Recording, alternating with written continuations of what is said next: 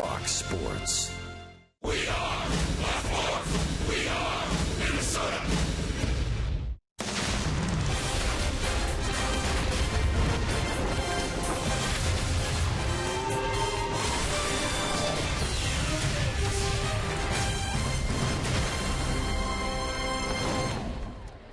Oh, the sun is shining and fans are filing in. Last night, the Blue Jays took the opener in this 3-game series and snapped Minnesota's 5-game winning streak. Today, the Twins try to even things up. With the Twins' loss and the Royals' win against the Cubs yesterday, Kansas City takes a 1-game lead on the Twins. Still very nice to see Minnesota up there in the American League Central standings. Good afternoon from Target Field. I'm Marnie Gellner. Last night, it looked like we would see that same old wonderful script where the Twins score early and it ends up being enough to win the game. But last night, that trend caught up with them. The Twins scored 4 runs in the first inning, but it ended up being a 6-4 Toronto win. Paul Molitor said the total runs are fine. We do have a tendency to put them up early and then we see zeros, but I'm not overly concerned about it. I like the fact that we're coming out and ready to play. That is a good thing. In the last 9 games, the Twins have scored 38 runs the first 4 innings, only 5 in the 5th inning and beyond. But an overall good record in that time frame as well, 7-2 in favor of the Twins. Kyle Gibson will take that early run support. He'll take all the run support, and he'll hope to keep the Jays at bay. We'll have that coming up when we look at the Twins and Blue Jays some more after this.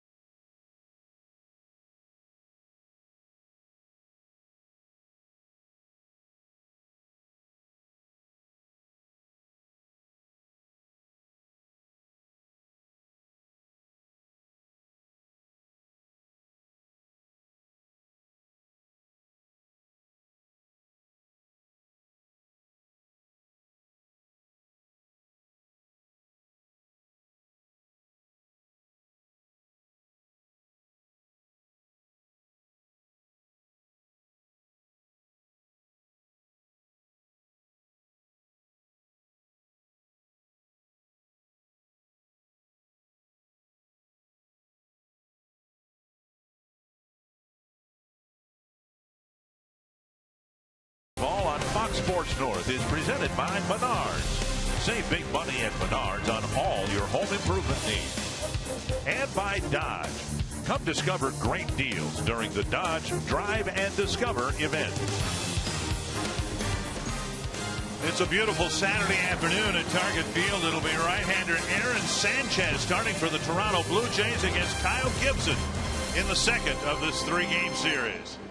And it is a gorgeous afternoon here at Target Field. Dick Bramer, Bert Blyleven bringing you Twins baseball this afternoon. Twins starting rotation's done a much better job this year, and within that, Kyle Gibson emerging as their best starter. Yeah, and Kyle coming off a great outing in his last start in Chicago last Sunday, where he worked 8 very good innings. Twins ended up winning that ball game 8-1, but 8 innings, the 8 strikeouts, no walks in that ball game, 8 strikeouts. That tied a career high for Gibson. When he is on, he has been on in 6 of his 9 starts, where he has pitched 6 innings or more. Twins need him to do that this afternoon. When you think of the Toronto Blue Jays, you think of the power that they've had in their lineup. Bautista, Encarnacion. Just what they needed. Another right-handed batter with a lot of power. Josh Donaldson might be swinging the most powerful bat in the league right now. Boy, has he been hot over his last 4 ball games. We saw him last night take a high fastball from Trevor May and take it straight away center. But 9 for 16 over his last 4 games, 5 of them of the 9 hits leaving the ballpark, and a big blow in last night's game against Gibson. That tied the game, a big 3-run home run, tied the game at 4 apiece at the time. The Twins have done such a good job responding to losses this year. Since the first week of the season, they're 10-2 after a loss. Kyle Gibson will try to get him back in the left-hand column with a win here this afternoon.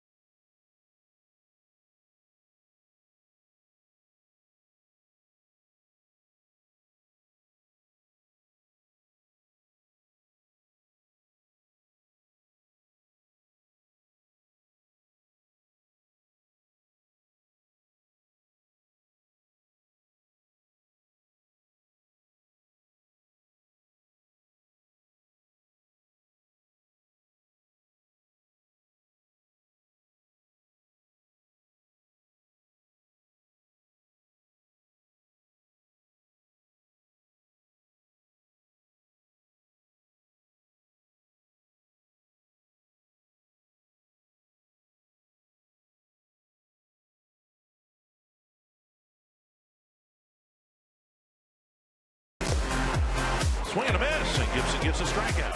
Hit it to him. He's a good fielding pitcher.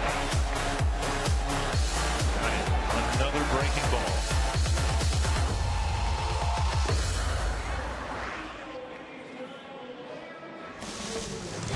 And Kyle Gibson will make his final start of what has been a really good month of May for the right-hander. He's 3-1 in the month of May with a very good ERA of 1.32, hoping for another good one today. Yeah, Gibson making his 10th start. 27-year-old, 6'6", about 220. His last 5 starts, as you mentioned, Dick, have been outstanding. John Gibbons with a win last night. The Blue Jays hope to climb up from the bottom. They are a half game ahead of the Red Sox in their division, 2.5 games out of first place. Very tight division, that American League Eastern Division. John Gibbons, of course, being given a second crack at managing the Blue Jays. Here's the Toronto batting order for game 2. Jose Reyes leading things off. Josh Donaldson, Jose Bautista, Edwin Encarnacion, Russell Martin, Chris Colabello, Ezekiel Carrera, Kevin Pillar, and Ryan Goins. Gibson making his 51st Major League start. His second career start against the Blue Jays. He faced them here in April of last year against R.A. Dickey. Ended up pitching 8 shutout innings, and the Twins won that ball game 7-0. Northland Ford defense for the Twins. The Twins lineup today as left-handed as it can get. Escobar a switch hitter in left, Hicks a switch hitter in center, Rosario a left-handed batter, Plouffe, Santana, Dozier, Maurer the infielders, and the left-handed hitting backup catcher Chris Herman gets the start today. Rosario back in right field. He told me yesterday that in Rochester this year he played center field and right field. Didn't play any left field, but of course he played a lot of left field in spring training, so he really is a utility outfielder at this point in his career. A very athletic young man that can play all 3 outfield positions. Reyes, Donaldson, and Bautista to get things started on a beautifully clear, cool spring afternoon. Swing and a miss, 1 strike. After all the rain that we've had here during this homestand and a couple of rain delays to start games, both teams were able to get out and get batting practice in for the Twins for the first time in this homestand. A high fly to center field, and Hicks out, or in rather, Dozier in short right center field makes the catch. You almost see the uniform of the pitcher Gibson, how windy it is down there, and the world, and what it is, it just kind of swirls sometimes here at the ballpark. And that ball looked like it was going to go out to center field. It was Brian Dozier that had to go out to deep right center and catch that little pop-up. As it was last night, the wind blowing in from left and out toward right. Anything hit toward the overhang area looks like it'll get a little extra carry because the flags are pretty stiff blowing out to right. Here's Donaldson. Didn't need any wind last night. He got a pitch up and he clubbed it to center field off the footing of the batter's eye in center field. Yeah, look at the numbers right there. 316 batting average, 14 home runs. He's driven in 38 runs. 1-1. Having a very good solid season in his first season with Toronto. The last couple with the Oakland A's, where he also had very solid seasons. 29 home runs last year. Ripped to left, a solid single. Donaldson started the game yesterday or last night with a double and a sharp single with 1 out here today. And when you're hot, you're hot. That's 10 hits over his last 17 at-bats. Fastball came right back into that quick swing of Donaldson as he lines it into left field. And that will bring up Bautista, the designated hitter.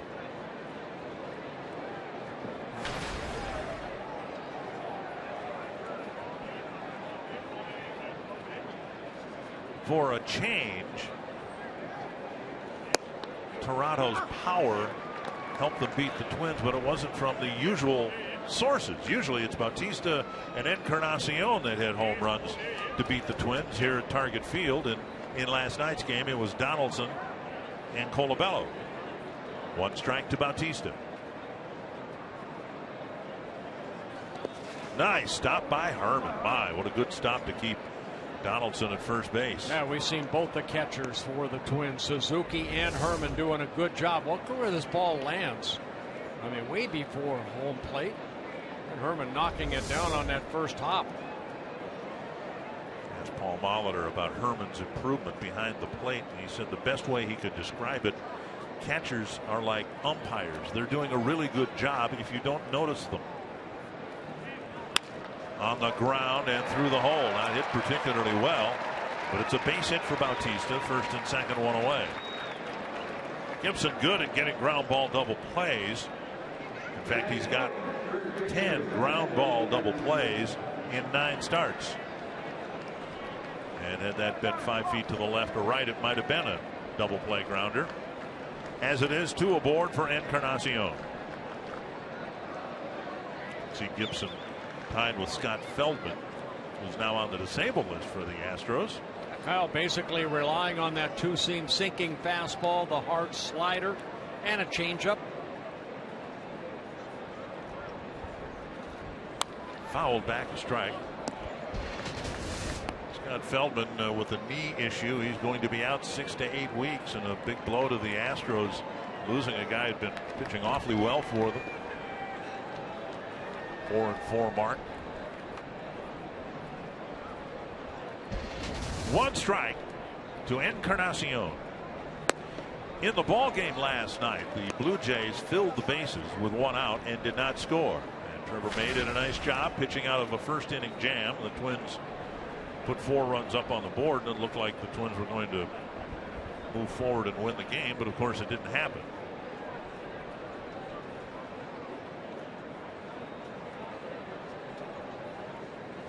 There's a grounder to third. Plouffe to second. Out there. Relay to first. Double play. Gibson does a nice job with a couple of men on in the first.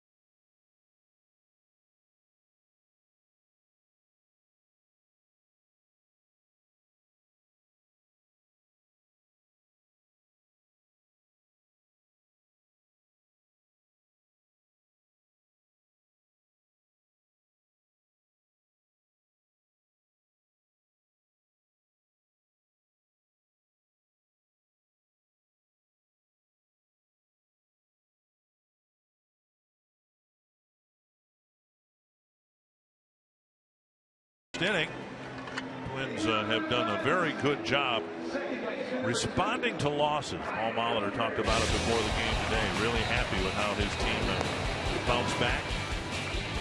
In the Menards batting order for Game 2, Brian Dozier, Eduardo Nunez, the designated hitter. Then Joe Mauer, Trevor Plouffe, Eddie Rosario, Eduardo Escobar, Chris Herman, Aaron Hicks, and Danny Santana. And the Twins looking for at their first start and appearance of Aaron Sanchez against the Twins, just 22 years old.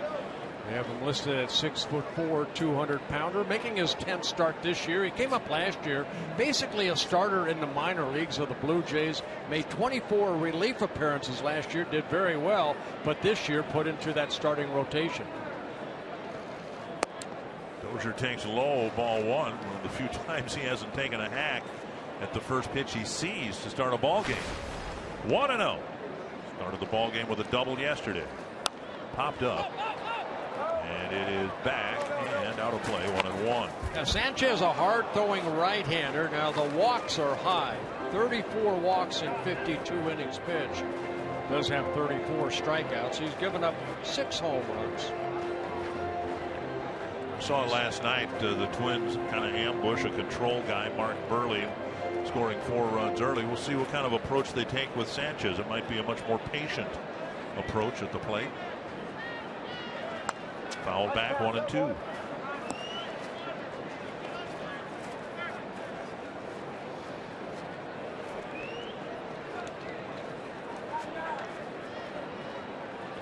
Dozier's done very well hitting where he has hit before in the lineup, the leadoff spot. And he takes 38 runs in 46 games, on a pace to score in the neighborhood of 120 runs. Yeah, only Josh Donaldson has scored more runs, being 42 in the American League. High and deep to right center field. Carrera going back and on the track makes the catch near the 365 marker. 1 down. High fastball again to Dozier, but this time he went the other way. The wind not blowing out quite hard enough to push that to the wall. Here's the Toronto Blue Jays defense. Colabello, Pilar, Carrera in the outfield. Donaldson, Reyes, Goins, Encarnacion, the infielders. Russell Martin back behind the plate. One down. Here's Eduardo Nunez.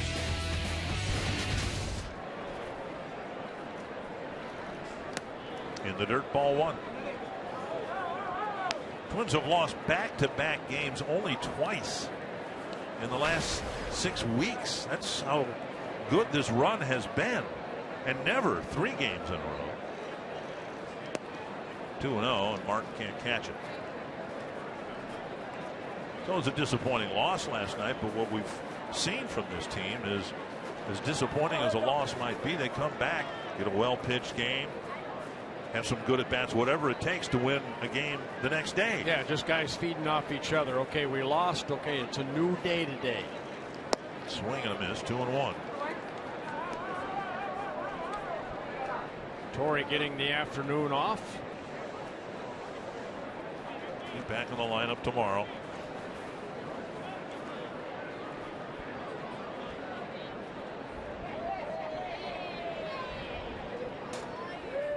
Fouled back, another aggressive hack by Nunez in the DH spot today. Yeah, Nunez 12 hits in 31 at bats, 5 doubles and a home run. Nunez did spend some time on a disabled list from May 5th to the 19th with the left oblique strain.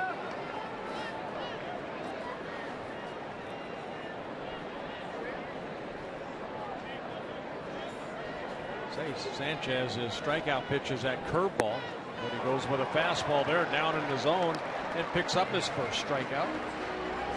We'll bring up Joe Mauer.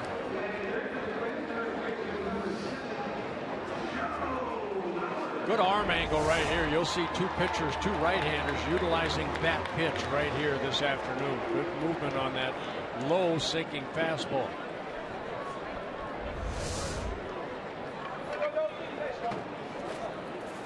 Mauer drove in a run with a first inning single, and he takes strike 1 on the outside corner.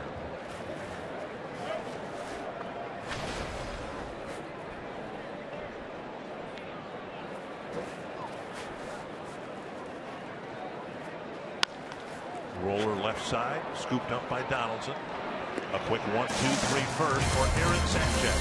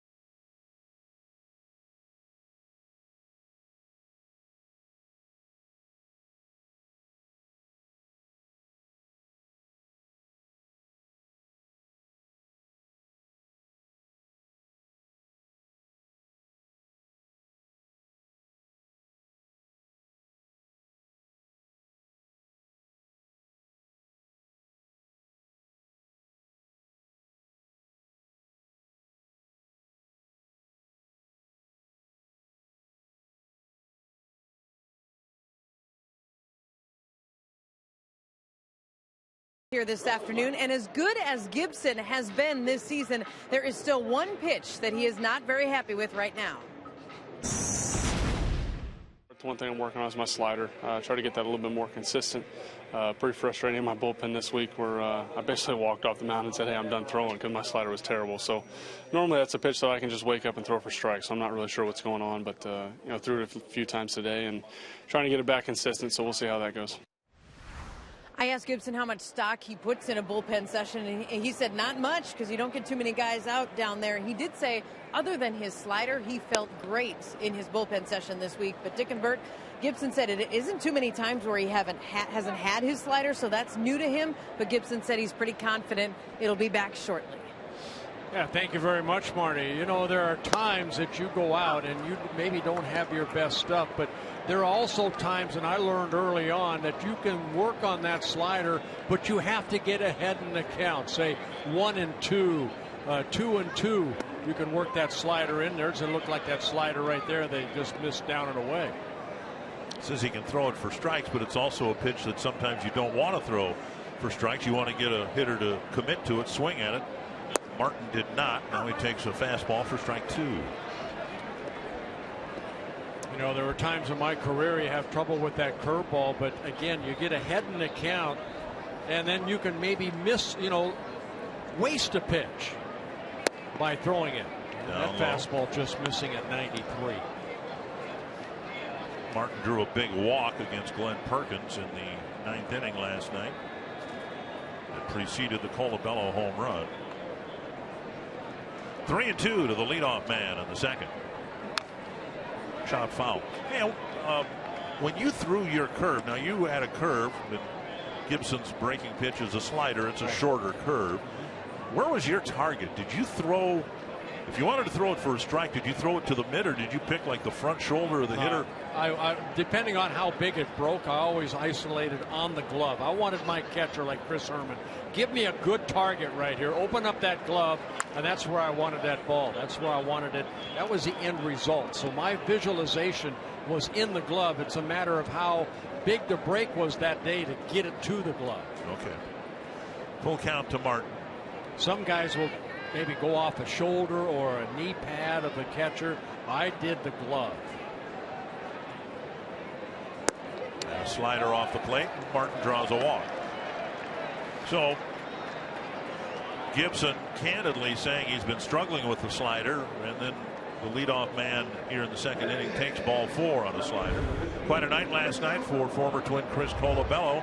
He's our T-Mobile game changer. He's got a 9-game hitting streak, 3 home runs, and a memorable one last night against his former team. Yeah, got a Glenn Perkins fastball down and hit that game-winning 2-run home run. That coming in the top of the 9th inning.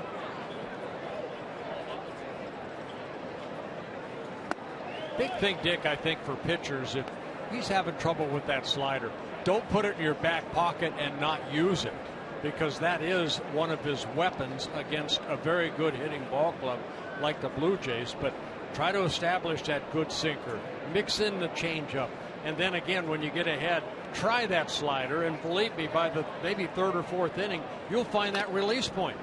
There's a slider there, and I got a big chunk of Chris Herman in the bare hand, it looked like. Ouch. He got a swing and a foul on that breaking pitch. Herman getting some sympathy from his former minor league and major league teammate. Oh boy. Right in the bicep. Yep. We see night after night catchers get beat up back there.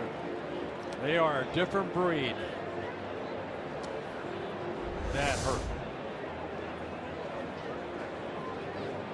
1-1. Colabello and Herman, teammates both in the minor leagues and the big leagues. 1-1 to Colabello. Gibson's already gotten 1 ground ball double play. He'd like to get another one here.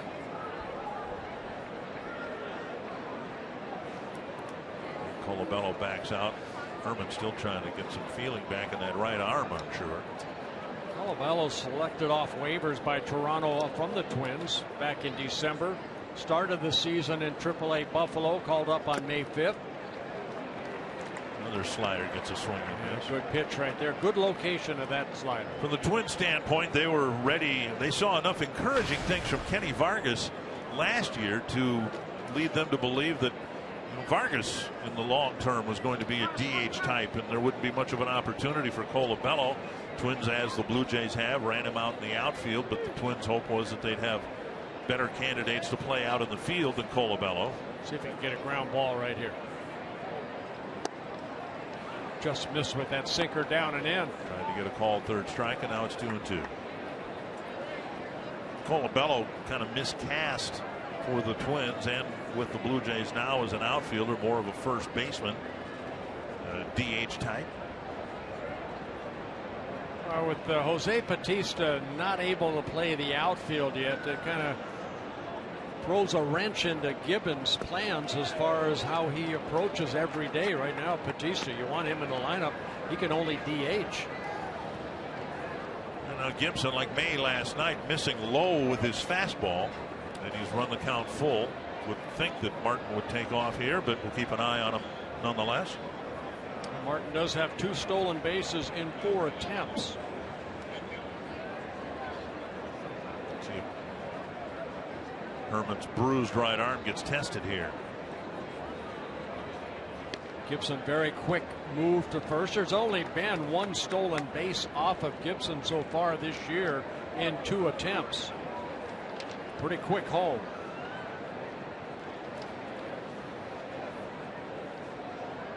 Full count to Chris Colabello. Martin stays put. Pitch rolled to short. There we go. Turn 1 and 2. Another ground ball double play, and Dozier wiped out at second by Russell Martin. Everybody appears to be okay.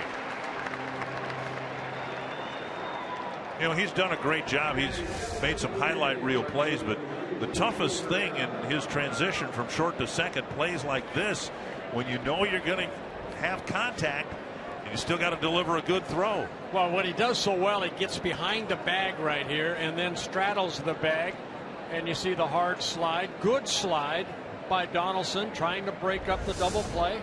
Or excuse me, Martin. You can see Martin after the slide almost trying to, you know, grab Dozier's foot to make sure that, you know, something doesn't get twisted. 2 down, and here's Carrera. And that is a fair ball between Mauer and the line. Carrera will round first, head for second, and Rosario's throw on a line not in time. So a double play grounder off the bat of Colabello on a 3-2 pitch, looming large based on what happened in the Carrera at bat. Carrera, speedy player, got a fastball in and hugged that line right down that first base line. Nothing Mauer could do. Rosario did a good job getting over there, but you can see Carrera and his speed getting into scoring position. His 4th double of the year. And now Kevin Pillar.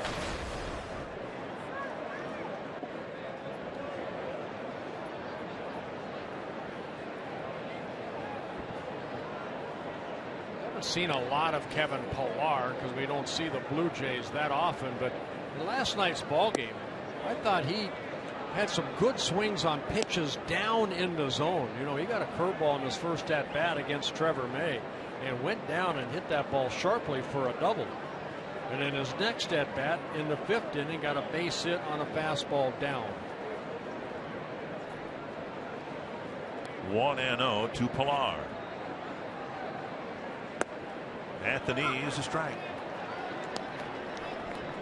Pillar, 26 years old. This is his 3rd season with Toronto, now the everyday center fielder. Last year just played in 53 ball games, hit .267, a couple home runs.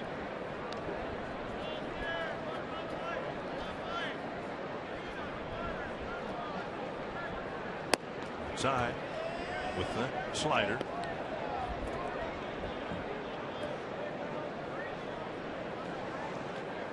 Two and 1. Gibson with 30 pitches thrown. Wrap up business here in the 2nd. He's faced 7 batters and only retired 3 of them, but of course he's gotten the 2 ground ball double plays. Pitcher's best friend. 3-1 to the number 8 batter.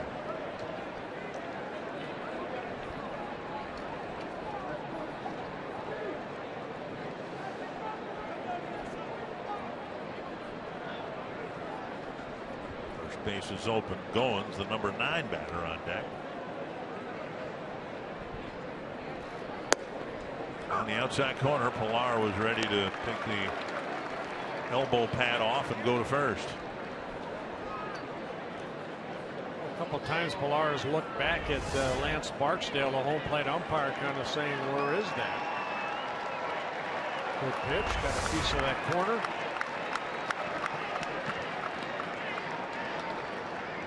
Full count pitch. And he missed. Second walk of the inning for Gibson. Kyle's done a pretty good job this year of not allowing a lot of walks. Came into the game 16 walks in 57 innings pitched.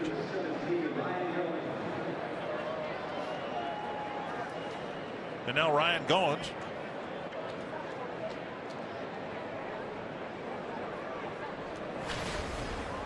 Goins hitting .241 on the year. Only 11 runs batted in. A middle infielder type, being asked to play second base now for the Jays.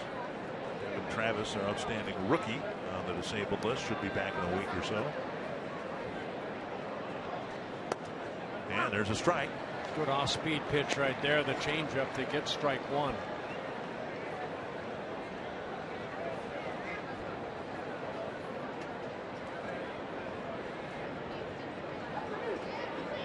The Jays have cluttered the bases in the first two innings against Gibson, but so far nothing across the plate.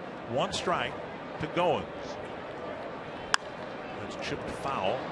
Back into the seats, two strikes. Gibson has done a very good job this year in situations like this with damage control.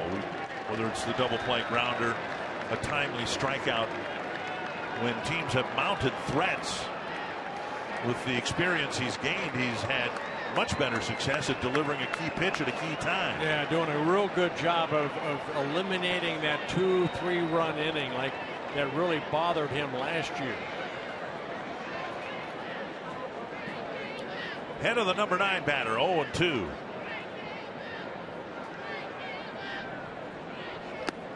And another nice dig by Herman on a pitch down and in, 1-2. Yeah, that looked like the slider right there. And again, that's the time to kind of use it when you're ahead in the count. He's holding on to that ball. It's an 0-2 pitch, and this is where you want to miss down. We've seen him get swings and misses on that pitch.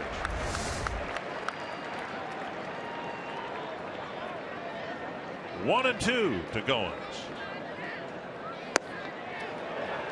Just missed the inside corner with a 94-mile-per-hour fastball. You know, from the fan standpoint, you wince, you groan because he just missed, but yet he missed where you would want to miss, in off the plate rather than over the middle of it, right? Right. This is a big pitch right here. You want something to happen here. You don't want to go 3-2. Well, to left field, and Escobar there for the catch. Another threat for the Jays, but they come up empty in the second.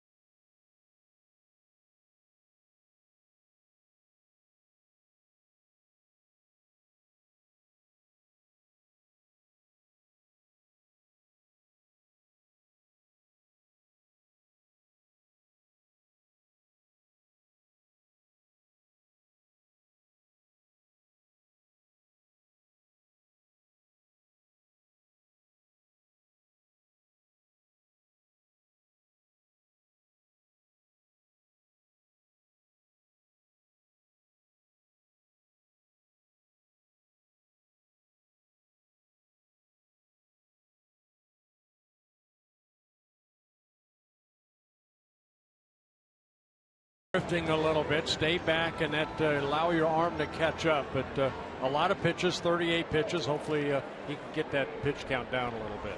Carsoup.com trivia question: who was the last Blue Jay to win the AL MVP award? We talked a little bit about this last night. This is a franchise that has the longest drought in the major leagues in terms of being without a playoff appearance. So MVP players, candidates, usually come from contending teams, and sad to say the Blue Jays haven't contended much over the last 20 years. You have to go back to 92 and 93 for that MVP.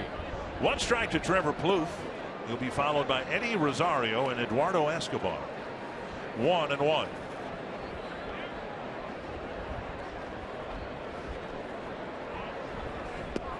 Up and in, 2-1. Trevor has evolved into a very patient hitter, much more patient than he was even 2 years ago. And he finds himself as a result in much more favorable counts like this. And now 3-1. For Plouffe, 20 walks on the season. He's tied for the team lead with Brian Dozier. Batting average .268, but because of the walks, a respectable on base percentage of .346.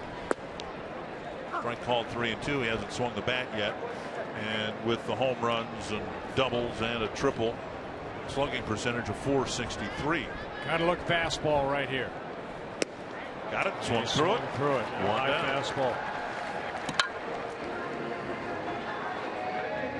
And that'll bring up Eddie Rosario, who has stepped into the big leagues, and from the first pitch on doesn't look like he's out of place. No, not at all. Over his last 4 ball games, 6 for 14. Hit a home run here the other day against the Boston Red Sox.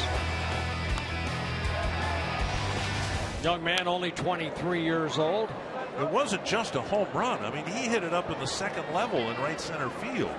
He's not, as you can tell, the biggest guy in the world. He's, you know, willowy maybe, but boy, can he put a charge into the ball. Just outside 1-1.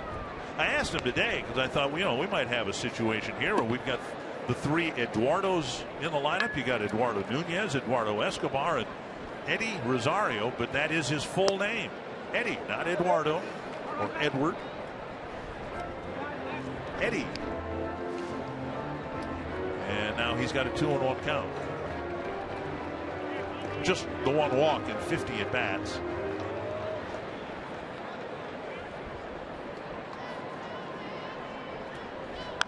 Foul back, 2-2.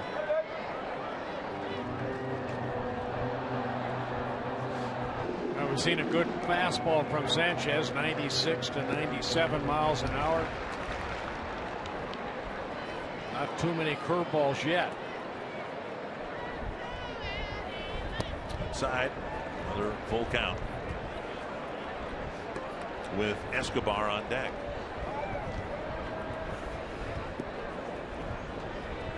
.78 to 97. That change up at 78. Foul back.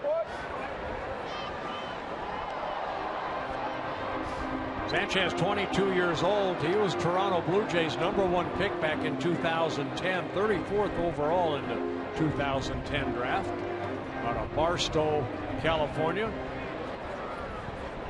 to Barstow High School. Up the middle and a base hit. Great at bat for the rookie. Takes a big turn at first, holds up with a single. Fouled off some 2-strike pitches, worked the count full, and spanked a single to center.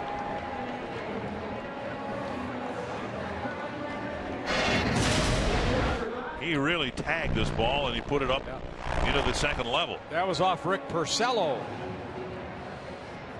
Wasn't too far from the back wall of that upper deck area. A 1-out single, first Twins base runner, and here's Escobar.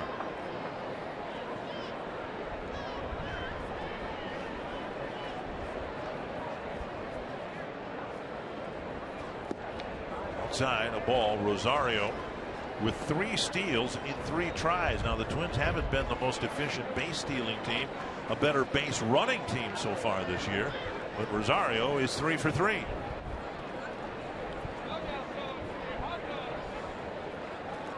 fouled back. Escobar got one up and fouled it to the screen.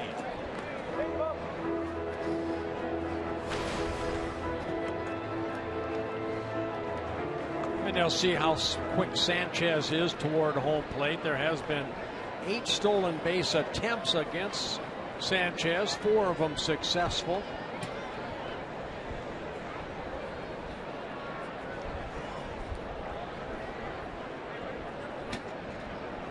There goes Rosario. The pitch down and in, and Rosario with a headfirst slide is called out. This will be challenged. Yeah, Eric Cooper, the crew chief here at second base. Looked like Rosario got that hand on the bag before the tag was applied. Well, it's on the foot, and I don't know that that's what the umpire saw, but Rosario slid into the spikes. Well, watch the left thumb. See if that thumb. Oh, he's out. Oh, he's out. Yep.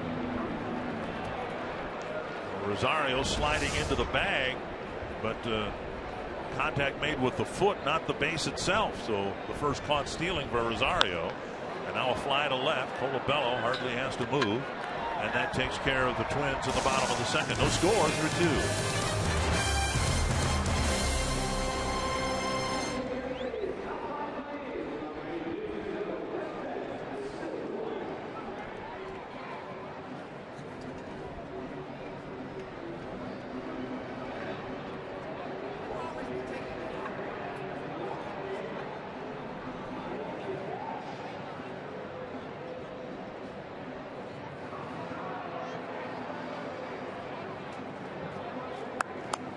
There you go.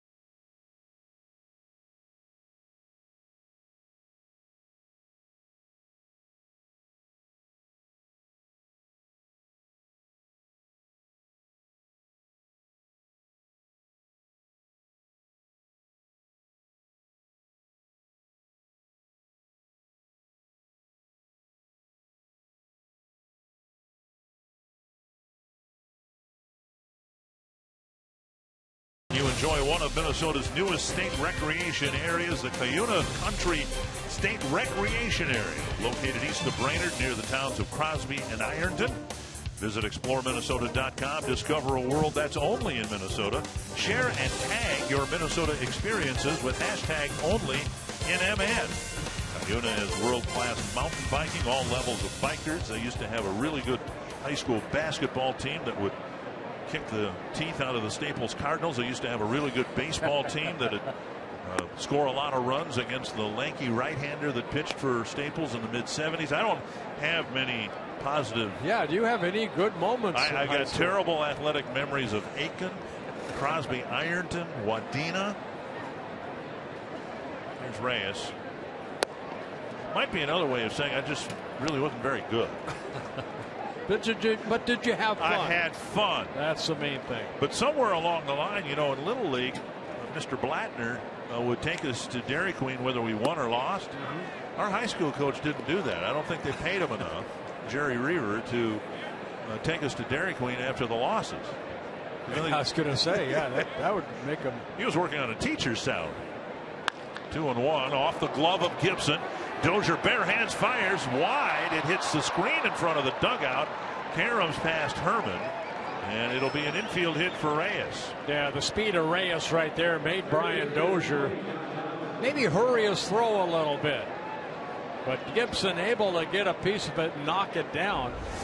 And then watch Dozier right here reacting, has to come in And on the run, barehanded, great play, throw just offline, but even a good throw probably would not have been able to get Reyes.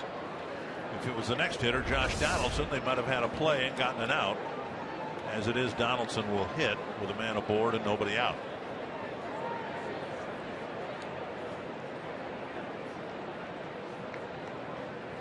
Outside, ball one. You know, one thing Gibson's done better than he did last year, and you expect this. He is more experienced. He's older, knows his way around the big leagues and their lineups much better than he did a year ago, his first full year in the big leagues. 1-0 to Donaldson. He has avoided the short start. To me, a short start is anything less than 5 innings, because the impact of a short start is felt the next day, maybe even the day after that. The bullpen gets taxed, and it just seems to carry over a lot. Now, the Twins staff as a whole has done a better job. There have been 20 such short starts, any start less than 5 innings. And the Twins batters have created the short start 13 times. The Twins themselves have only had 7 of them, and Gibson's only had 1 of those, and that was his first start of the year. Yeah, against Detroit, and I think everybody had a short start against the Tigers in that first 3-game series. But no, I mean, that's the important. I remember last year Gibson 13-12 on the year, ERA about 4.5. Reyes takes off, and the ball skips into center field, and Reyes will scamper to third. Herman's throw nowhere near second base, remembering that last inning he took a foul tip right up against his bicep, and whether that had anything to do with a poor throw, we won't know. Well, Reyes got a great jump, but a poor throw by Herman as that ball slid into center field. So the throw not even close, and Reyes stealing his 4th base of the year and then advancing to third on the error by Herman. It'll be his first error of the year. Infield in, 3-1 to Donaldson. Dangerous pitch to one of the hottest power hitters in the league. Plouffe looks Reyes back.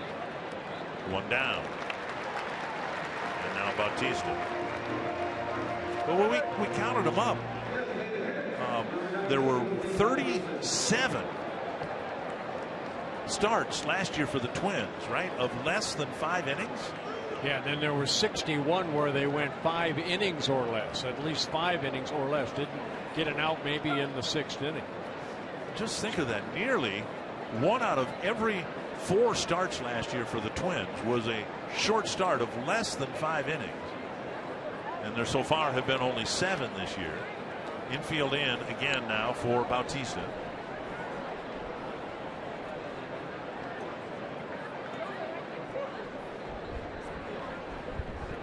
Inside once, maybe twice a week. The Twin starter went less than 5 innings last year. Well, Gibson's had a rough start here. He's had a tough time retiring just 5 men in the first 11 plate appearances. Taken low, he's fallen behind hitters. This next pitch will be his 50th. Yeah, what you don't want here is to walk a batter and create a bigger inning. So you need Bautista to swing the bat. Hopefully either swing through a couple pitches and get a strikeout. 3-0. Bautista will draw some walks. In fact, he's drawn 32 of them. And they're going to go ahead and walk him. Which might set up an inning-ending double play. Which is exactly what Encarnacion did in the first inning. You know, you figure, based on what we've seen and what the Blue Jays have done in recent years, if you're going to play them in a 3-game series, they're going to hit some home runs. What really hurt last night, the home runs were a 3-run home run and a 2-run home run. So having a tough time throwing strikes. He admitted he's really struggling with his slider. And he's had a hard time throwing anything for strikes here this afternoon so far. Here's Encarnacion wrapped into an around the horn double play, his first time up. There's a slider for a strike. You know, if you're Kyle Gibson, you know that, hey, if I can get a ground ball, I can get a double play right here. And that's that positive thought factor that Gibson has with that good sinking fastball.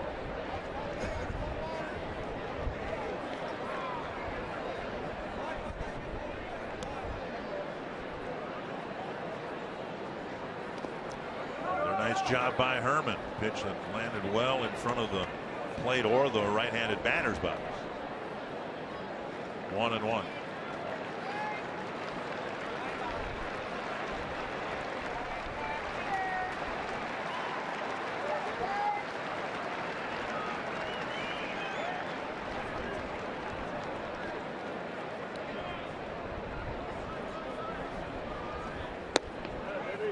Fastball off the plate. 2-1.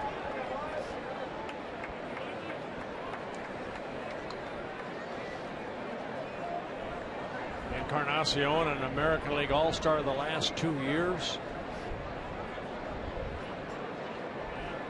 A lot of power.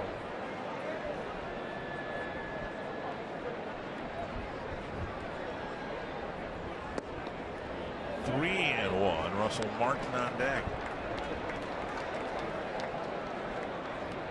He's had 6 3-ball counts in the first 13 plate appearances. Issued 2 walks in the second. The third ended up being an intentional walk to Bautista. 3-1 to Encarnacion. The slider off the plate. Now they're full up. Gibson came into the game today 10th in the league in ERA, 2.72. Really good month of March, where in his 5 prior starts he only issued 5 walks, and he's issued 4 in the early innings here today. Yeah, Neil Allen, the pitching coach, out for a quick trip to the mound. Trying to get his right-hander back down in the strike zone, throwing strikes, maybe get a ground ball off the bat of Russell Martin. Who was the best pitching coach you had in terms of helping you make in-game adjustments, recognizing maybe a mechanical flaw or something to give you a little? I think every one I had. I can't say one guy. I think when I first came up was Marv Grissom that really taught me a lot. But I watched Jim Perry, Jim Cott. I had a couple of veterans to watch too, and talk to them about, you know, how to get out of situations like this. But you know, it's more trial and error. You have to do it. They can talk all you want. You have to throw that good sinker right here, and Gibson needs a ground ball. Slider for a called strike. Martin's drawn walks in his last 2 plate appearances, his final one in the 9th inning last night, and his first here today, leading off the 2nd inning.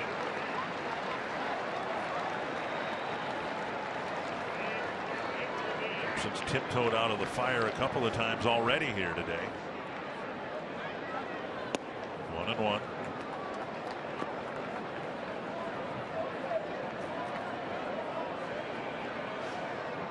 Kyle has to trust that sinker, keep it down, hopefully get a ground ball, bases loaded. 1 out.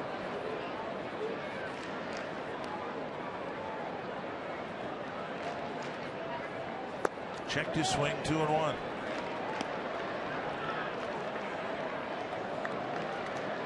A couple times already in this game he doesn't have confidence in that slider, but he's thrown it on a 1-1 pitch to create where he's behind in the count. Now he almost has to come in with that sinker. Popped up a foul ball. You know, this day and age, video, replay, everything is available to hitters.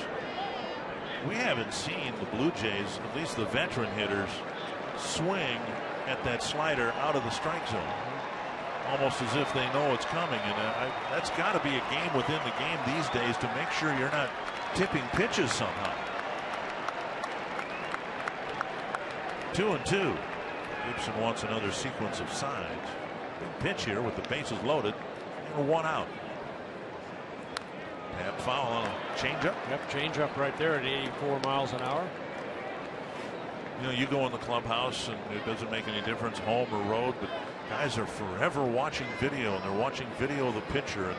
And if you have any tendencies that might tip your pitches, Guys are going to pick up on it real quickly. Well, I think what we've seen that slider do, though, start outer half and then end up maybe a foot outside.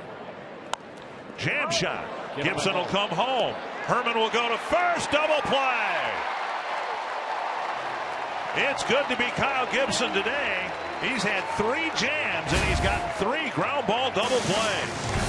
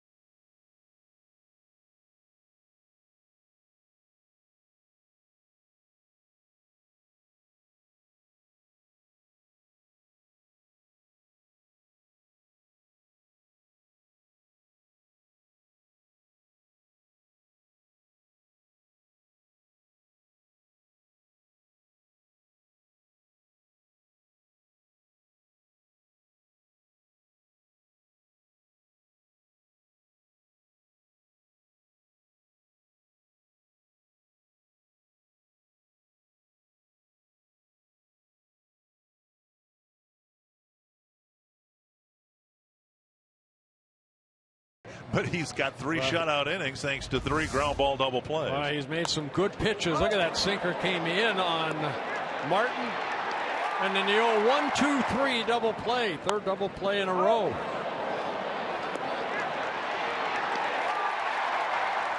And what you saw Herman do right there is to get up out of that area of home plate in case the runner coming in from 3rd might do the old hook slide.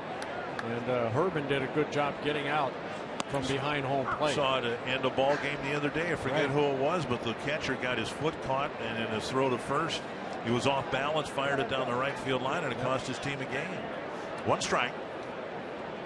And Herman slaps it foul, 2 strikes. It has probably helped Herman overall to be only catching and serving as a backup catcher. When I asked Paul Molitor today about Herman, he said, you know, when spring training ended, if you'd have told me we'd be at the end of the 2nd month and Herman hadn't played some in the outfield, hadn't played some at first, I'd have said, well, there's no way that's going to happen. But that's how it's turned out. Herman, when he's played, has been a backup catcher. He spent a good part of spring training again this year in the outfield at first base, but he has not played those positions in the regular season. But it's nice for Paul Molitor to have him on the bench if need be. And that's really what helped Herman get and make the 25-man roster out of spring training because of his versatility. 2-2. And a foul away. I remember talking with Chris in spring training about his super utility status, and I thought at the time there was a chance Eric Fryer, Josemiel Pinto might make the team, and Herman would be kind of a swing guy. And he pointed out, he says, you know, my catching gets better when I just catch. And that should be easy for everybody to understand. Here's a ball wallop to right field. To the corner and gone! A home run! A home run for Chris Herman. And the Twins get the first run of the game. Well, first home run of the year for Chris Herman.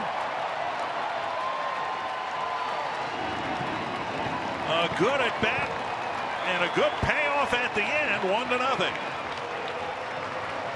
I got a fastball, and it was a line drive home run. Right down the middle of the plate. Herman turning on it.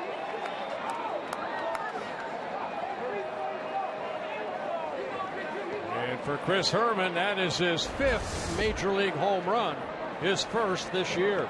Aaron Hicks takes outside.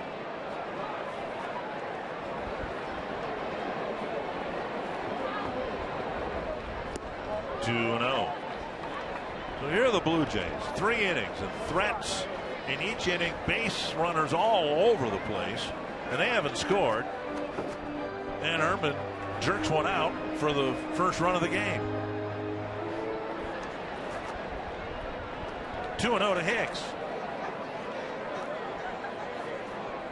Popped up, and that'll spin back into the seats.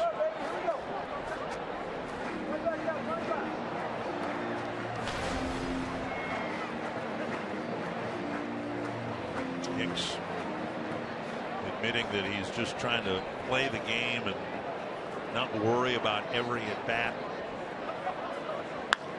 On the line, it'll be foul 2-2.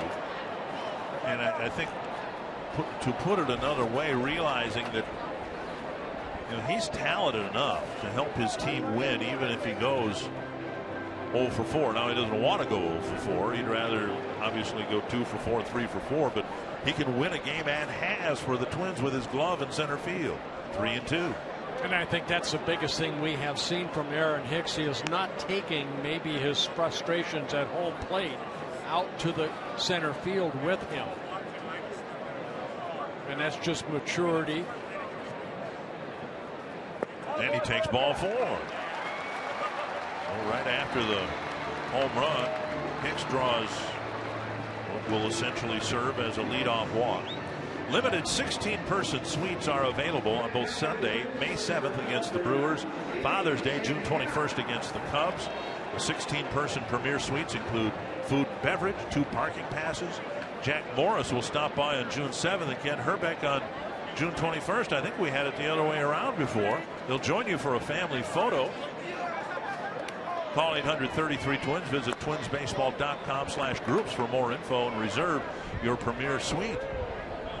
So Jack and Ken have apparently flip-flopped their appearances. Santana up right here. He showed bunt on that first pitch. Brings the third baseman Josh Donaldson in on the grass.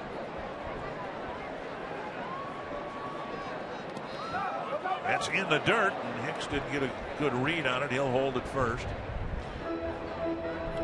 With the Twins lineup the way it's been recently, with Hicks and Santana hitting 8th and 9th most days. Watch Hicks right here. I think the batter screamed him a little bit, maybe. Ball kind of came straight up rather than stayed away from Martin. Martin did a good job of keeping that ball in front of him. 2-0 to Santana. It's down the left field line. Good foul. But in Hicks and Santana, the Twins have an element that most teams do not have in their 8th and 9th spots, and that's a lot of speed. And we've seen the Twins bottom of the lineup do some damage without very high on base percentages, but once they get there, there's some things you can do with Hicks's speed on the bases and Santana's speed once he gets there. 2-1 to the shortstop. Encarnacion had to reach out to get that. Now, you have a pitcher on the mound, Sanchez, making just his 10th major league start. He made 24 appearances last year, but he does have 7 wild pitches. So be ready in case that ball is in the dirt to maybe advance. And now the Jays will try to turn 2. Out at second, out at first. A very close play at second. Hicks not quite beating the throw. Paul Molitor getting the attention of home plate umpire Lance Barksdale, saying hold on just a minute, actually telling Dozier to not get in the box, which reserves the batting team the option of challenging the call. Well, with Hicks taking off right there, the ball hits so sharply that Goins flipping it over to Reyes, and Reyes getting out of the way quickly and then relaying that ball to turn a quick double play. And now Dozier. So 4 double plays already turned in this ball game. 3 by the Twins, and the Jays turned their first. 1 strike to Dozier. A warning track fly ball to right his first time up. Pops straight up in the air. baseman Donaldson staring up into the sun, getting out of the way with Reyes calling him off. And the Twins are done in the third, but the inning starts with a Chris Herman home run, and the Twins have a 1-0 lead.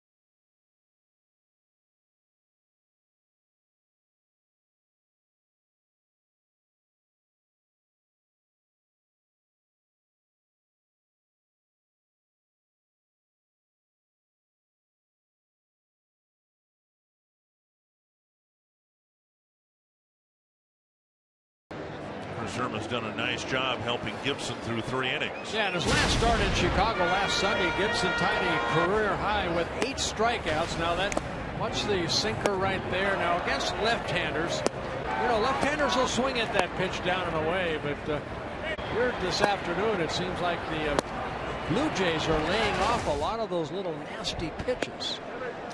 It's kind of a front door breaking pitch there. It is called a strike to Colabello, who bounced into a double play his first time up. Gibson's faced 14 batters and retired only 6 of them. 4 walks, 1 intentional walk, no strikeouts yet. And a strike called with the fastball on the outside corner. I mean, this has all the makings for one of those short starts we were talking about, but Gibson's gotten a double play grounder in each of the first 3 innings. Now ahead in the count. Here's a chance you can work on that slider right here. Long look in, and now he's ready. Landed in front of the plate, blocked by Herman. That more the changeup at 84 miles an hour. And again, not a bad place to miss down in the strike zone. But just too many pitches, 65 pitches.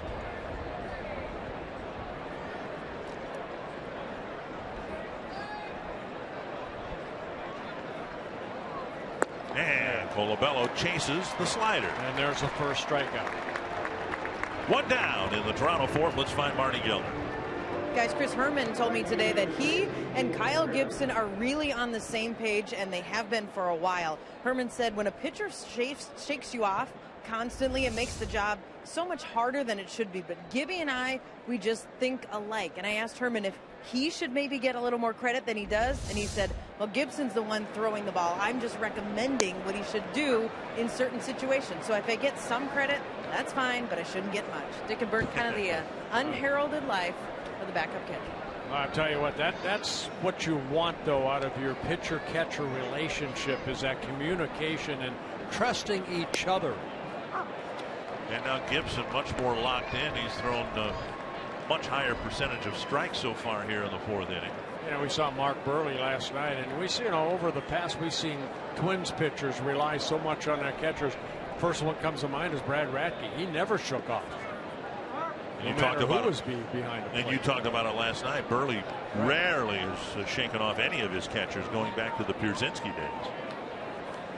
You know, Kurt Suzuki sat down with Tim Laudner before the ball game, and they talked about the adjustments pitchers have to make throughout the ball game, and that's relying on your catcher. And right now, Gibson has found that slider right here in the 4th inning. A good slider down and into Carrera, and he swings through it. Yeah, the bad news is he can't set a record for ground ball double plays in one game now. I think Carlos Silva did that, didn't he? He had 6 of them once against the Angels. There's a good slider right there, down and in. Good tight rotation. 2 down, and here's Kevin Pillar. Stayed back nicely, created that good downward plane. Somebody asked Paul Molitor today about the Torrey Hunter bunt that ended the game, and Paul said he hoped other people were watching. He thought it was a really smart play. The Twins needed a base runner and then get the tying run to the plate. He tried to bunt his way for a hit. Similarly, I hope anybody either on TV or in person here watched Burley survive a really rough start. He didn't have anything going for him, and there he was completing the game. It's kind of in a similar scope what Gibson is going to try to do here. First 3 innings were ugly. It was almost miraculous he didn't give up a run, but now he looks much more in control of things here as he hopefully is ready to finish up the 4th. He needs some quick innings to get deep into the ball game, and not saying that Gibson's going to go 9 like Burley did last night, but get into the 6th or 7th inning. Herman blocks it. That's what I kind of wish that May would have done last night. He had 86 pitches after 6 innings, but they decided to take him out, and that puts more burden on the bullpen, where Paul Molitor and Neil Allen had to use, what, 6 relievers last night? Actually 7 relievers. Chop foul. That's the importance of going between 6 and 7 innings. Just takes a lot of wear and tear off of those relievers. But in this case, much like Burley last night, you can't do anything about what happened in the 1st inning to Burley last night, but the veteran was able to get into some sort of a rhythm and was just brilliant after that rough 1st inning. He made the adjustment quickly. High fly to left field. Pillar has tied the game. Remember in his first at bat, I said, I haven't seen a lot of Pillar. He looks like he's a good low ball hitter, a lot like a left-handed hitter. They like the ball down. I'll show you where this pitch was. I don't think it was even knee high. I think it was below his knees. And he went down and hit this ball a long way. His 2nd home run of the year. Look at that sinker down. And Pillar, uppercut swing, makes it a 1-1 ball game. See, Herman wanted it down and away, and it was down and in. And now off the plate outside to Goen, ball 1. It's only the 5th home run that Gibson has allowed. This is his 10th start.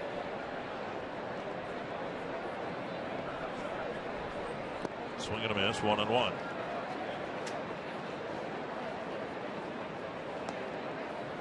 Getting some power from the Blue Jays, but from an unexpected source. Goen's getting some stickum on his bat.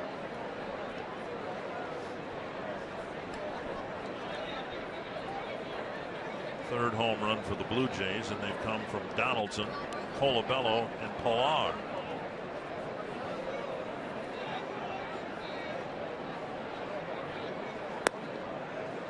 Missing inside, 2-1. Next pitch will be number 80 for Gibson. That's let me see. It's about 20 per inning. Almost, yeah. 3-1 with Reyes on deck.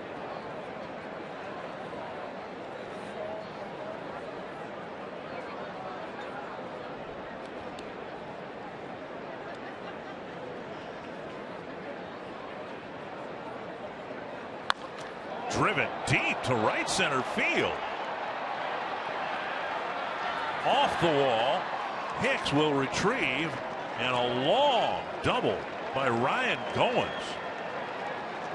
I'm amazed that ball didn't go out. It was crushed.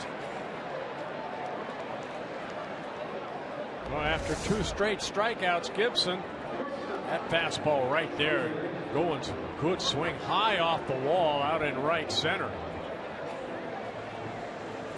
Now the Jays threatening to take their first lead, a 2-out home run, a follow-up double, and now Reyes singled off of Gibson's glove in the third inning. Popped up to Dozier in short right center field in the first.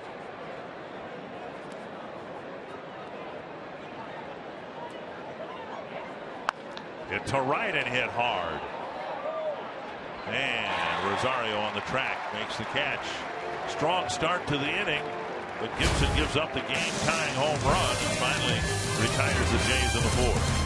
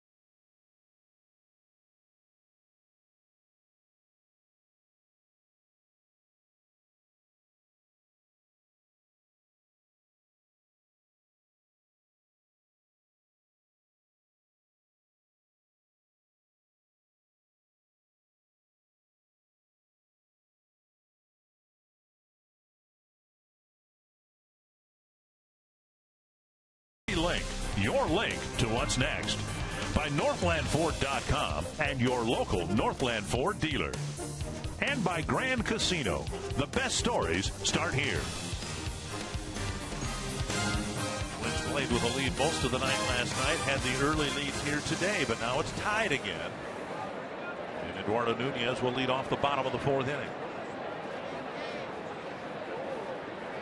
Nunez struck out swinging his first time up. Strike on the outside corner.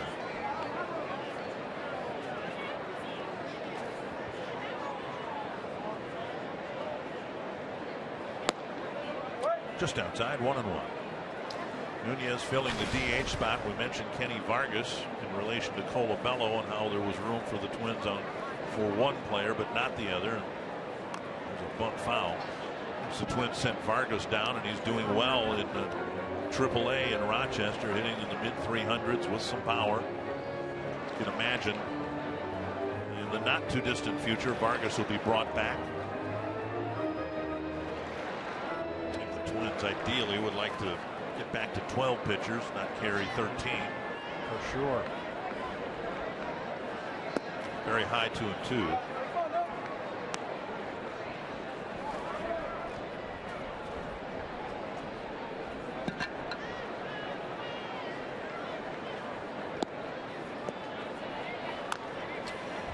Even with a 12-man pitching staff and a 4-man bench in an American League game, more and more teams seem to be valuing versatility, and that's what's happened to both Escobar and Nunez. More often than not, they're seeing action in the outfield when by trade they have been infielders.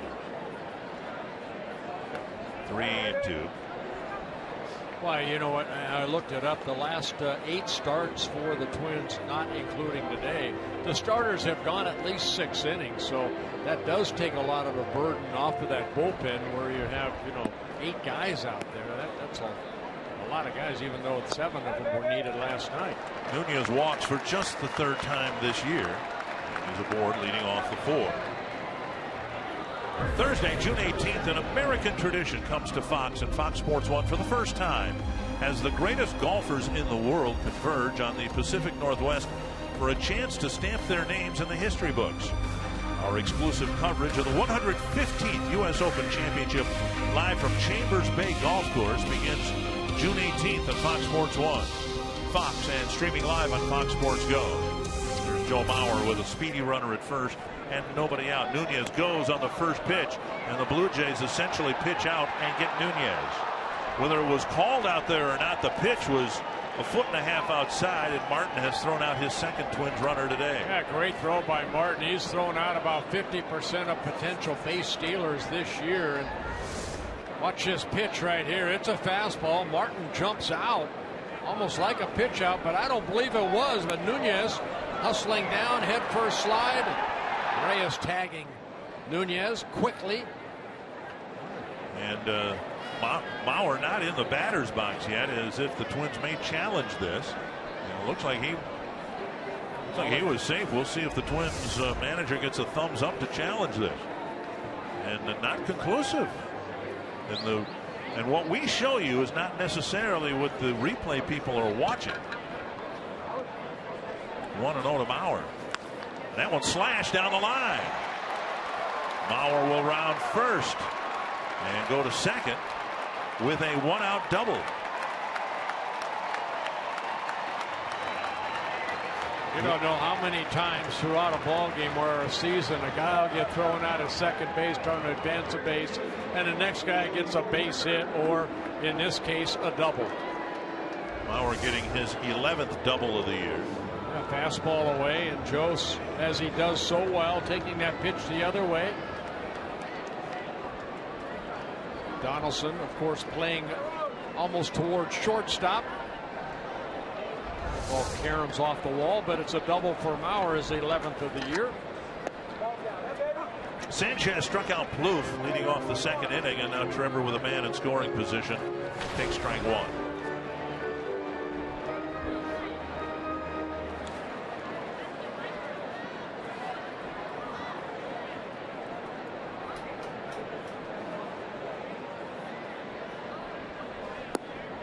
Outside corner 0-2.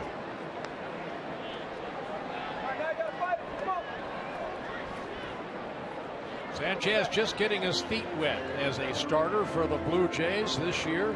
Last year came up, made 24 relief appearances, did a great job out of the bullpen. Gave up only 14 hits in 33 innings pitched. 3 saves. Deep down the line, and a fair ball into the corner on an 0-2 pitch. It'll be a ground rule double for Plouffe, and the Twins are back in front. That was a hanger right there, an 0-2 curveball that just stayed right over the plate, and Plouffe driving in his 27th run. So back-to-back doubles for the Twins, give them a 2-1 lead. Standing up there 0-2 against a guy who's had pretty nasty stuff, and then he gives you one of those. Yeah, that's a cookie right there, and Trevor took advantage of it. Ball hooked into the corner. 3 extra base hits for the Twins in the last inning and some change. Here's Rosario. Single to center in his first at bat.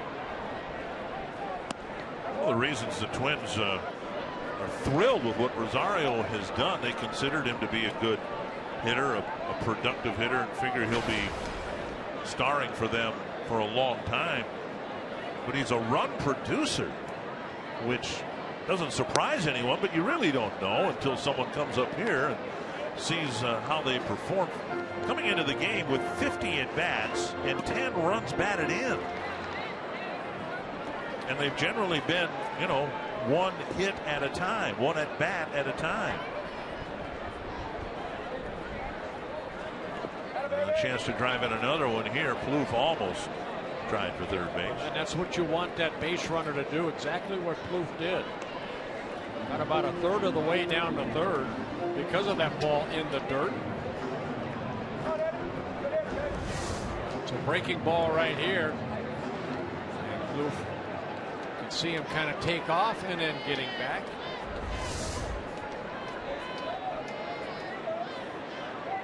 Two and one. 3-1. Escobar on deck. Well, this has all the makings of one of the Twins of big innings here. You've had a walk and a pair of doubles.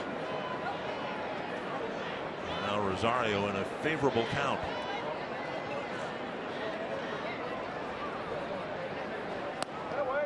And Rosario takes a walk. And suddenly Sanchez can't retire a batter. And Sanchez, that's his third walk, his second this inning. And Pete Walker, the pitching coach for John Gibbons, coming out. Escobar, the batter, he hit a fly ball to Colabello his first time. MLB.TV Premium, the #1 live streaming sports service, is celebrating 13 years. You can watch every out-of-market game live or on demand in true HD on over 400 mobile and connected devices. Real-time highlights, live look-ins, pitch tracking, widget, and more. Every night on every device. Blackout and other restrictions do apply. Visit MLB.TV for details.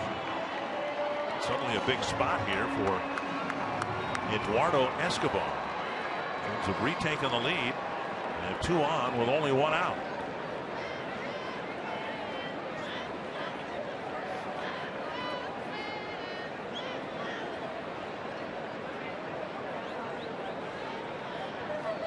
Outside, and they'll throw to second. And Reyes with a nice athletic catch, and he saved Plouffe getting hit in the back of the head with Martin's throw. A thank you to Reyes as soon as Plouffe realizes where that throw is headed. Watch Martin come out and throw that ball towards second. Reyes getting it in his glove. Escobar takes a strike.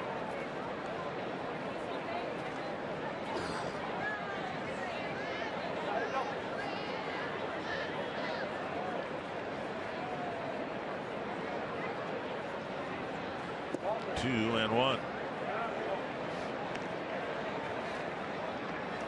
This is the first inning where Sanchez has had to throw most of his pitches from the stretch.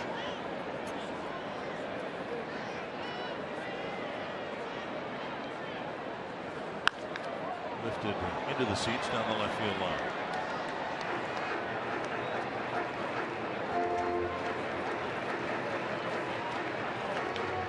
Two and two. The Twins left fielder. Sanchez, like Gibson, not a very good strike to ball ratio. 69 pitches thrown, 37 strikes. Foul back. Sanchez tough on right-handers. They've hit just 152 against him coming into play today, and left-handers hitting about double that. That home run by Herman, that's the first home run, excuse me, the 7th home run he's allowed. 2 and 2 to Escobar. And all of them the left-handed hitters. Lifted foul.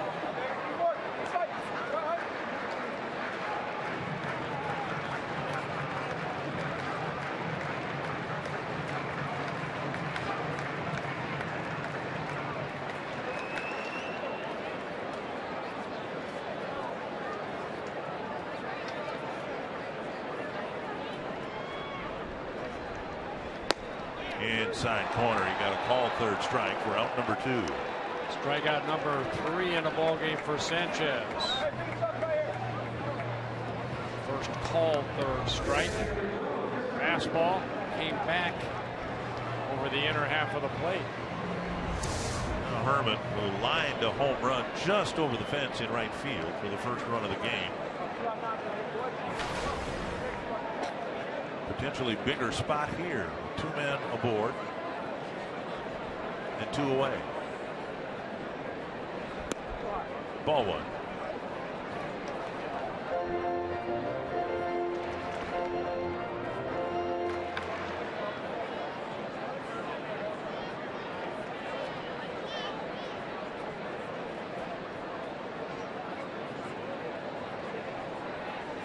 Swing and a miss. 1-1.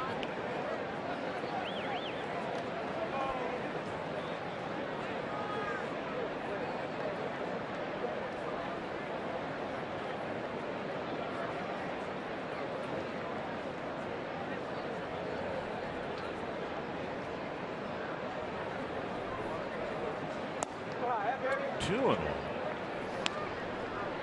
Long inning for Sanchez. It started with a walk to Nunez. Every pitch has been outer half of the plate to Herman.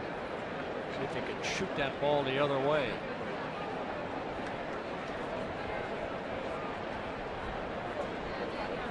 Two and one.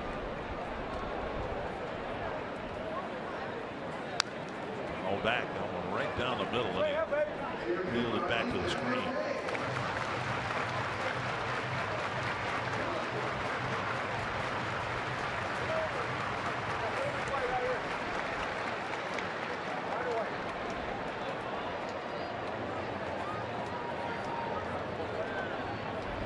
Hicks hoping for a chance here in the fourth inning.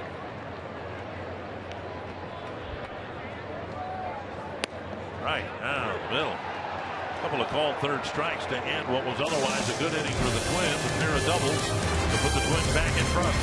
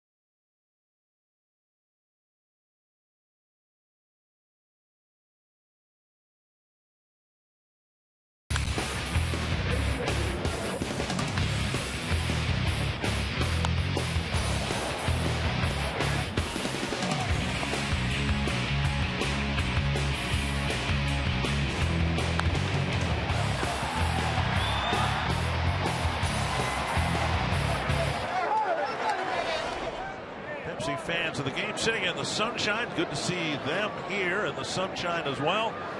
Good to see the Twins leading 2-1. First pitch, a breaking ball over. Strike one to Josh Donaldson, who has singled and bounced to third.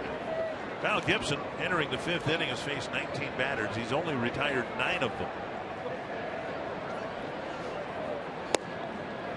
Just outside, 1-1. Donaldson, Bautista, and Encarnacion, 3 very powerful right-handed hitters. Yeah, the double play has been his best friend so far. He got a double play in the first 3 innings. Needs a clean inning right here. Chopped up the line foul. And a low pitch inning, or this might be Kyle's last inning, the way that the game is played today. Right now at 85 pitches.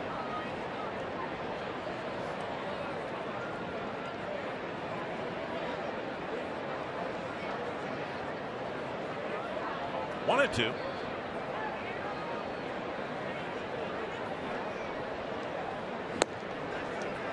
he's tried but keeps missing the inside and outside corners with that fastball.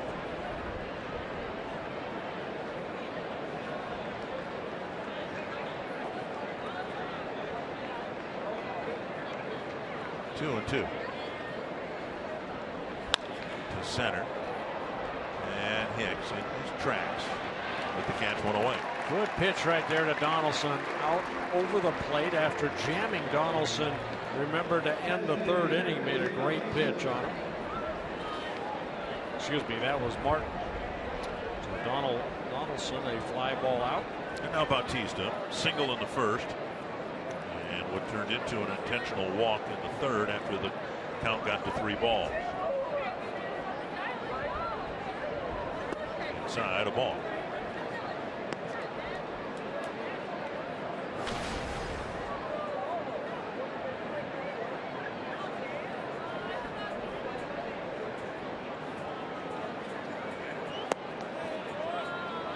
Now 2-0. 89 pitches, only 46 strikes for Gibson.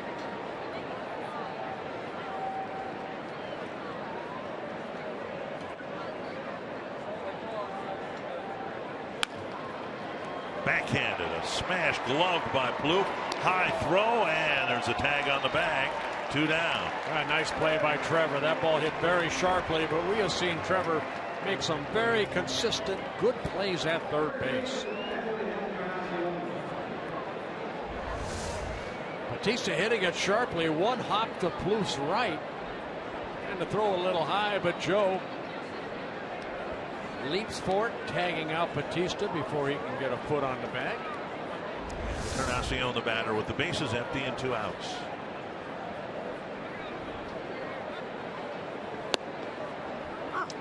Herman set up down and away, and it was pretty much center cut down the middle, taken for strike 1.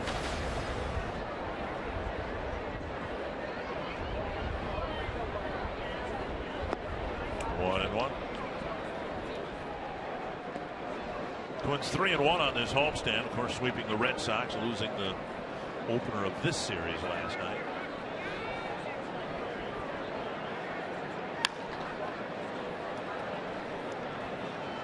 (17-7) here at Target Field. Same record that the Royals have at Kauffman Stadium. With the exception of the Houston Astros, they have the 2 best records in the American League because they played so well at home. High fly to left field. Santana out. Escobar in, and he has to reach to make the catch. Gibson with a 1-2-3, 5th inning.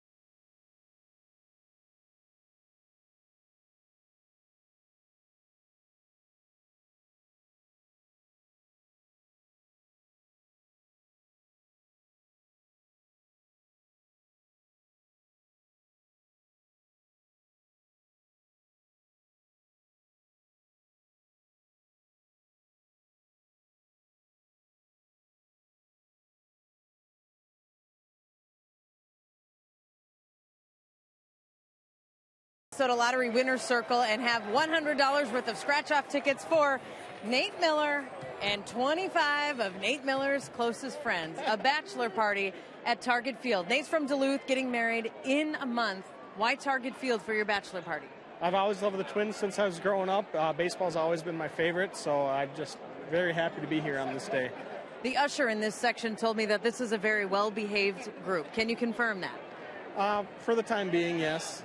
Still early in the game? Yeah, still very early, yeah, so you never know what happens. Congratulations and best of luck to you. Thanks, Marty. Dick and Bert. Very nice. Congratulations. That's nice that they're all wearing the same T-shirt. But my thought is, when will they ever wear those shirts again? Now, what occasion would there be? Maybe on the Nate's anniversary, right? Maybe. One strike to Hicks, who tried to bunt. Now he takes ball 1-1-1. But how many shirts do you have that have special occasions on them? No, I probably got a few. But they're in my drawer and they don't get worn. It's nice to see all of them wearing the same shirt. And Nate, good luck to you. Hicks, Santana, and Dozier for the Twins in the 5th against Sanchez.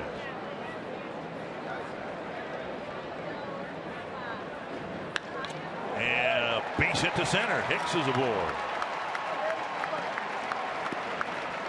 And he's reached both times here today. A walk in the 3rd inning. Santana will bat, but first join Fox Sports North at the next viewing party. Wednesday, June 3rd at 5:30 at Lone Oak Grill in Eagan. You can watch the Twins take on the Red Sox. Enjoy food and drink specials. Register for tickets and prizes and more. Visit foxsportsnorth.com. Click on upcoming events on the Hot Topics bar. Series, 4-game series, the extent of the next road trip for the Twins. Close play, and Hicks just got back. Now you're on that road trip, right? Yes, I am. Okay, because you missed the last couple of road trips, and so just wanted to make sure you're going to Boston. Yes, I am. Okay. See if Santana's asked to bunt here again. Ball hit to left center. Olabello over. 1 away. Twins want to get Santana to not do that. Hit it in the air. He's retired for the first out. We'll bring up Dozier. Twins are 0 for 2 in stolen base attempts against Sanchez and Martin.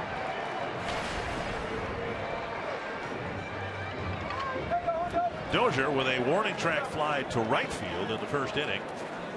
And a pop up to Reyes in the 3rd.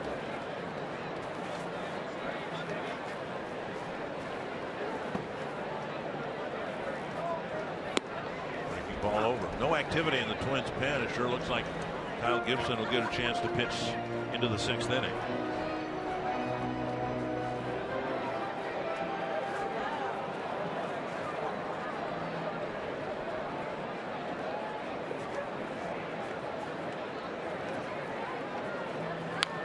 Top foul, 2 strikes.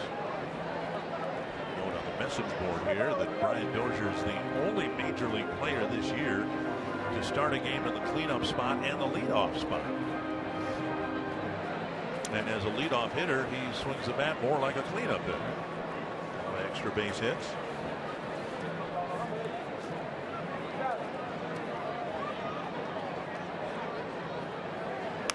Popped up, backing out of play.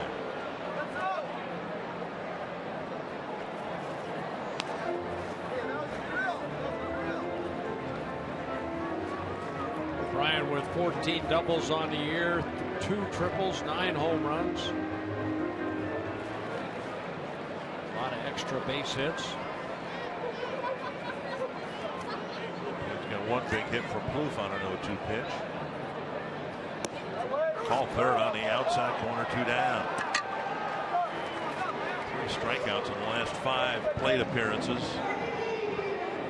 And all 3 strikeouts have been on called 3rd strikes. He has that 2-seamer that rides back over the plate. And, well, a little bit high, but Martin can see him catch it and then kind of drop his glove down.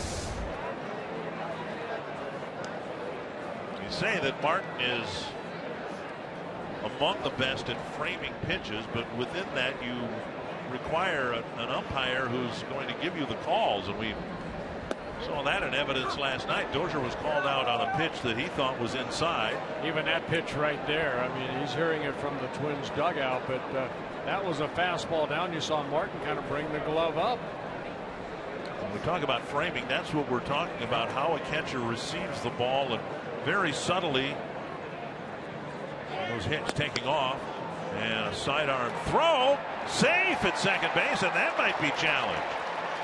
Martin.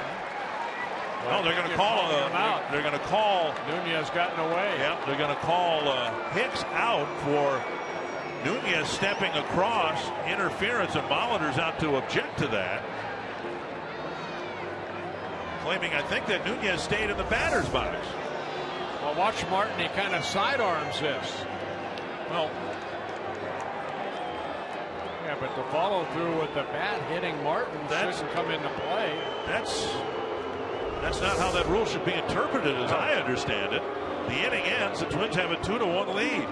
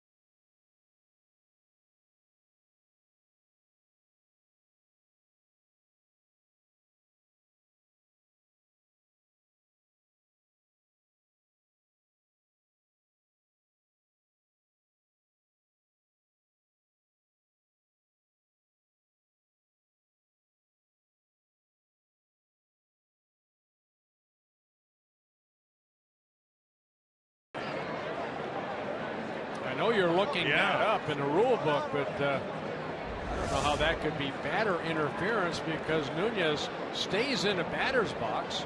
It's the bat that makes contact with the helmet of Martin, and Martin with a sidearm sling.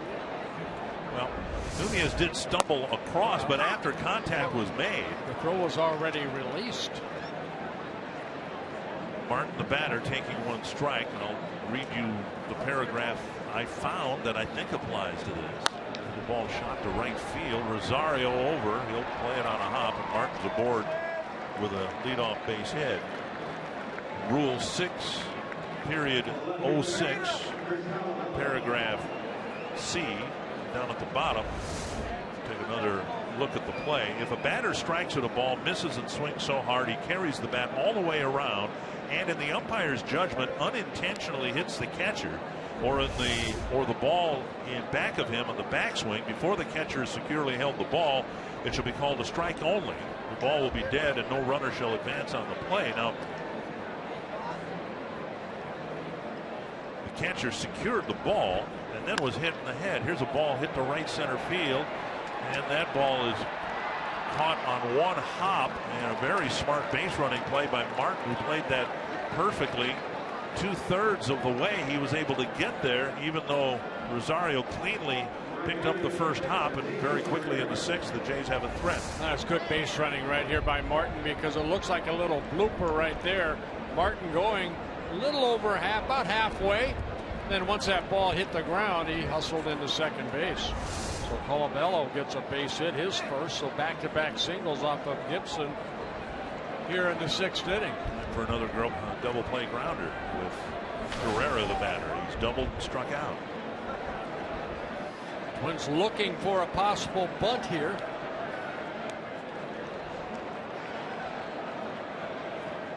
Carrera does have 2 sacrifices on the season. Bunt up the line. It's a beauty, and Herman has to fire, and nice. The ball gets by Dozier, and a run will score. The game is tied. Herman's throw pulled Dozier into a stretch, and he never did hang on to the ball. So here we are, just 3 pitches into this inning. The Jays have tied it up. 2nd and 3rd, nobody out. What a bunt right there by Carrera. I mean, he lays his ball down. Herman barehands it, and then you see the stretch by Dozier on the little one hop. He was unable to get, and the ball drifted behind him. Perfect bunt right up the dirt of the baseline. Air will be charged to Herman. So now we're tied at 2. Infield in for Pilar, who's walked and homered. Hey, Marv! Marv! I want my $150,000 back! Ball 1. And a ruling on Carrera is a sacrifice, an error by Herman with no run batted in. Hey, Marv! What a perfect bunt. 1-0 to Pilar.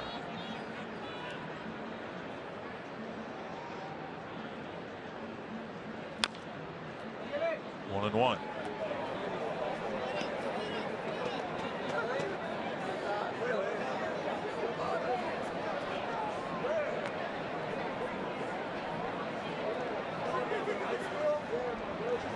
Gibson's managed to pitch his way out of ticklish situations here today, and this is the most ticklish situation he's been in a tie game. Strike 2. Fox Tracks presented by Dodge. Well, Kyle with 2 strikeouts. They came in order in the 4th inning. He struck out Colabello and Carrera. I'd like to get a strikeout here.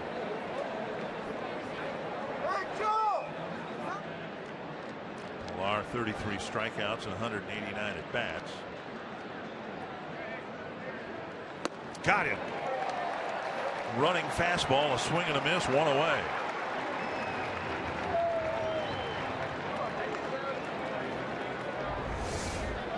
Well, ball up a little bit. You can see Pilar doesn't have the same swing as he does when that ball is down. Good strikeout right there by Gibson.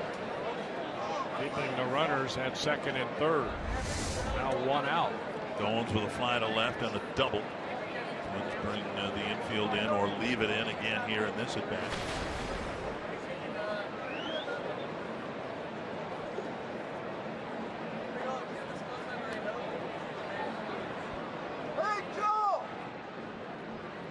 Popped up. Playable. Plouffe with the catch. 2 down. So the 8 and 9 batters are retired, and Gibson's one good pitch away from getting off the field here in a tie game. Nice play by Trevor Plouffe. He was really shading his eyes from the sun as a ball was hit straight up. Twins will likely take every opportunity they have throughout this series to make Reyes hit right-handed, because he has really struggled from that side of the plate. Molitor to the mound, and that'll be the end of the day for Gibson.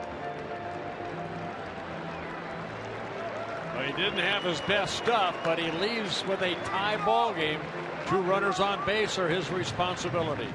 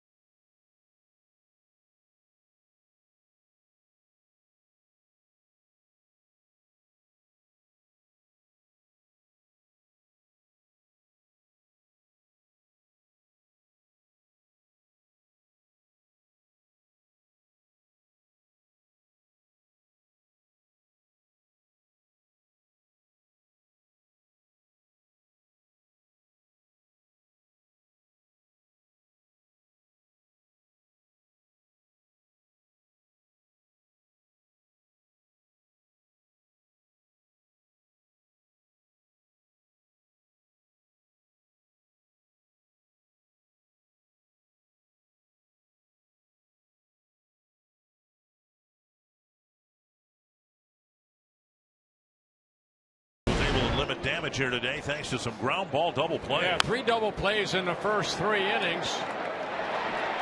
At the 5-4-3 to end the first, and then Colabello hitting into a 6-4-3 double play. And it's something you don't see too often, the old 1-2-3 double play.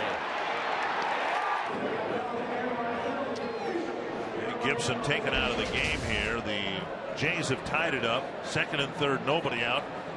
Gibson was able to get outs 1 and 2, and now Dunsing asked to do what he did in the 7th inning last night. Get Reyes. And if it happens on the first pitch like it did last night, so be it. There's strike 1.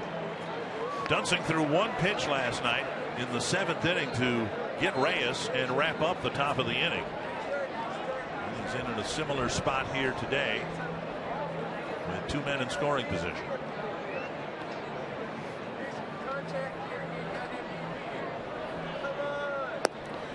Reyes hitting .364 from the other side of the plate and only .143 from this side of the plate.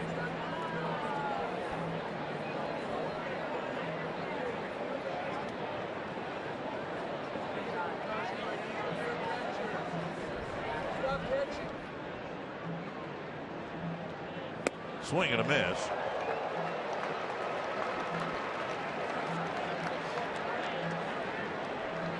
One and 2.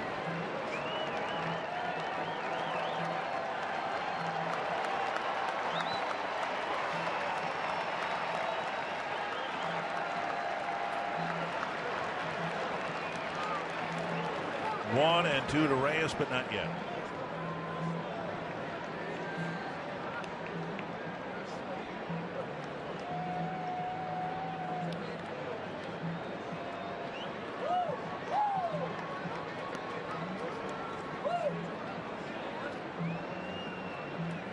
Check swing. Did he go? No. Ooh. Says Quinn Walcott. And Twins bench with their heads turned toward first base. Well, he did not go. That's a heck of a check swing. Every part of his body swung at that pitch except his wrists. Yeah, able to keep that bat back. Wow.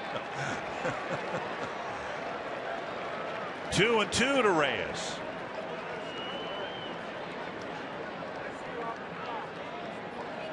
Got him on the next one. Dunsing gets the job done again. The Jays get the tying run, but leave 2 big runners on the bases in the 6th inning.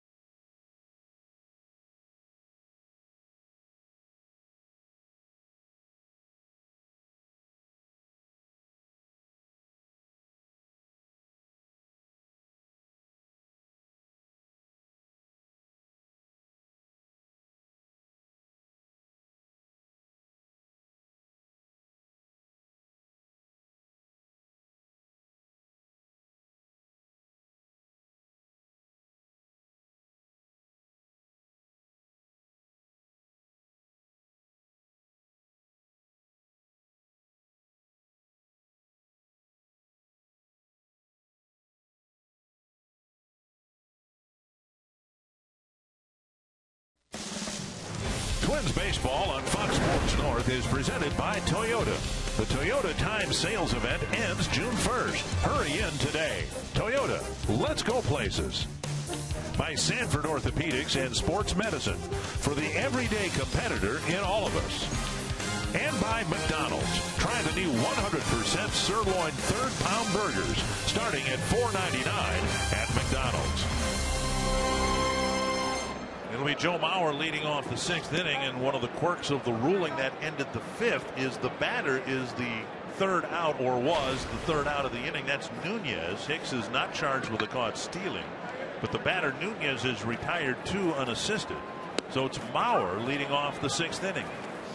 1-1. You know, let's go back to Kyle Gibson. He didn't have his best stuff, but boy, he battled. I'll tell you that. That run that they scored off of Gibson in the 6th inning, an unearned run. Mauer fouls it away 1-2. He needed some help from Dunsing to get that final out, but Kyle battled here. He really did. 103 pitches, only 58 strikes. In trouble all afternoon long, but you look up and it's a 2-2 ball game. He did a great job with runners on and the unearned run scoring by striking out Pilar. Got Gomes to pop up, and then Dunsing came in to get the final out. 2-2. So that he stayed away from that multi-run inning that I think the whole staff is doing a better job this year of controlling.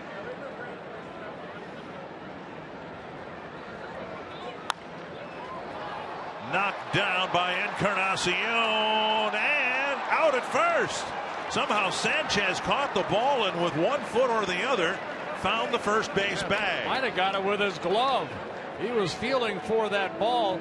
Encarnacion knocked it down, and somehow, even though it looked like he landed on his chest, he's kind of squeezing that left hand. Mauer hitting it sharply. Ball coming up on him. Able to get something on the throw, and kind of acrobatically, the pitcher over there covering. Don't know if he got his foot on the bag, but see if he tags it with the glove. Yeah. Right there. Wow. The right foot skidded off the bag about the time the catch was made, and Sanchez alertly and athletically reached down with the glove to touch the bag. Come on, you know they're the best athletes on the field. I would pay good money to see you have to try that. First you have to get over there. Sharply up the middle, and Plouffe has another base hit, his second hit. And he's aboard with one out. How about at 64 years old I try that? I mean, never get up again.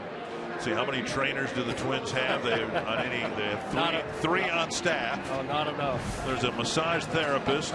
There's a chiropractor on call. Oh, boy. What happened when we had old Doc Lentz? Say, that was it back in the 70s.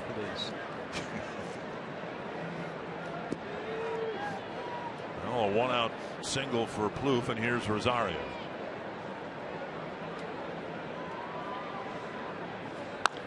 And Rosario with a base hit to right. Plouffe will hold up at second base. And Rosario's reached all 3 times with a pair of singles and a walk. And here comes Escobar.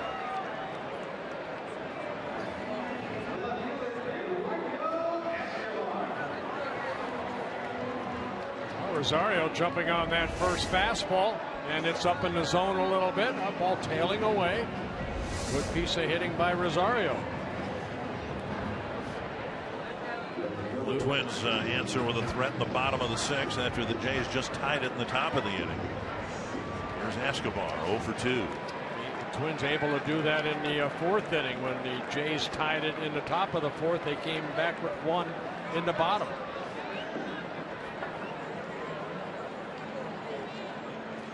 Swing and a miss. Escobar uncoils, 1 strike.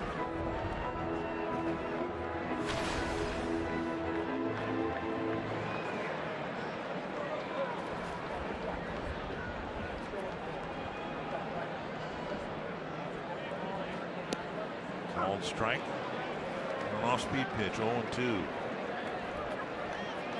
Escobar was actually called out on strikes in his last at bat. Aaron Loop warming up.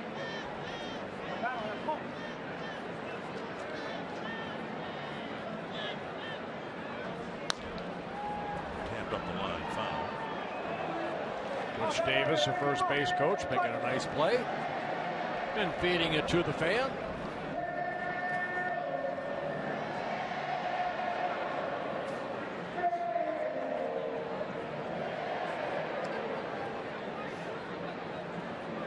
Butch in his first season with the Twins as a coach, the outfield coach, first base coach. He was out here early with Escobar out on left field. They're going over little drills.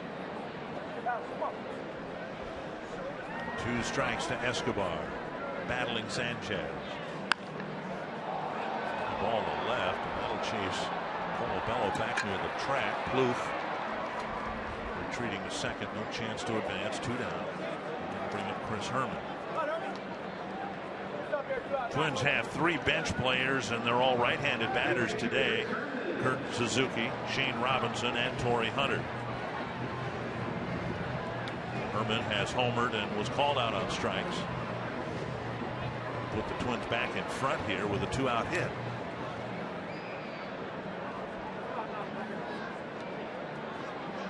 Herman hit a leadoff home run in the 3rd inning to put the Twins on the board.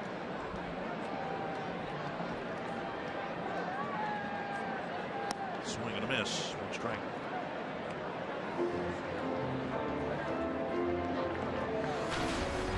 Herman with a home run now has 1 in every column. Home run, a triple, a double, and 4 singles. 0-2. It's one of the better curveballs that Sanchez has thrown here. He hung one to Plouffe on 0-2 back in the 4th inning.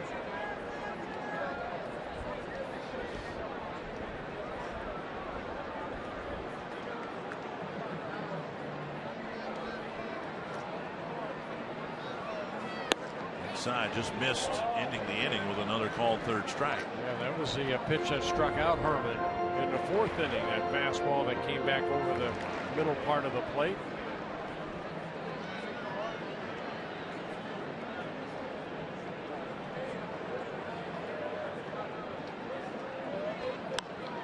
Chopped up the line, should be an easy play for Encarnacion. The Twins put 2 aboard with a pair of hits, but we're tied going to the 7th.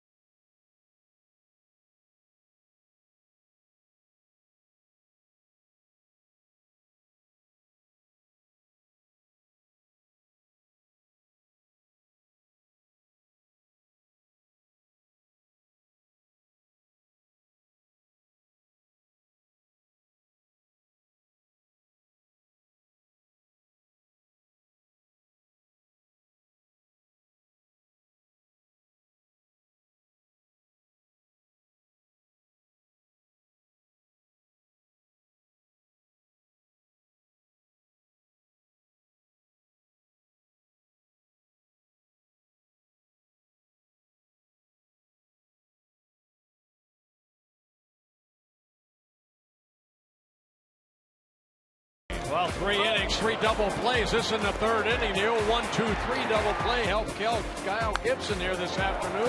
Chris Herman with his first home run of the year. Made it a 1-0 Twins lead. Yet the Jays come back. Pilar with a home run, a solo home run in the 4th inning. Made it a 1-1 ball game, but the Twins came back. Trevor Plouffe, after Joe Mauer doubled, Plouffe knocked him in with an RBI double.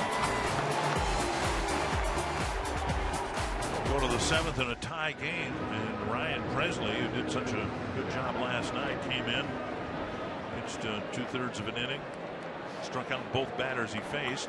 He threw 7 pitches, 6 for strikes with the 2 strikeouts, making his 12th relief appearance. Will face Donaldson, Bautista, and Encarnacion. who have a combined 33 home runs this year.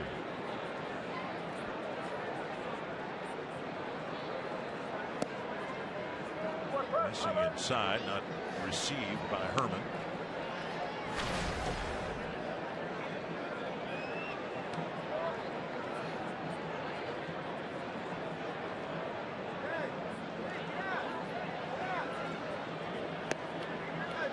No, Presley came in and struck out Pilar and Goins last night, the 8th and 9th batters. This is a significantly more difficult challenge here going through Donaldson, Bautista, and Encarnacion. 2-0. Popped up on the right field line, and Mauer chasing it and making the catch in foul territory. Rosario might have gotten there, but he got there late, if at all, and Mauer hesitated at first and eventually covered a lot of ground for the out. Well, you know, a lot of noise down there. You want your outfielder maybe to call you off, but Joe stayed with it, made a nice running catch, over the shoulder type catch. That ball hit high. Rosario, you can see, giving away right at the last second. Maybe Joe's calling him off. Nice running catch by Mauer. Now Bautista, single and intentional walk and a ground ball to third. Over for strike one.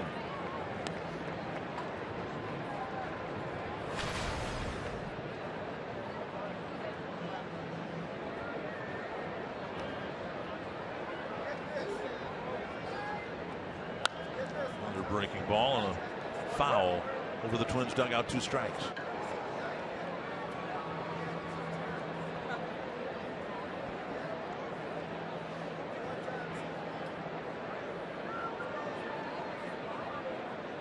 Oh, and 2 from Presley to Bautista.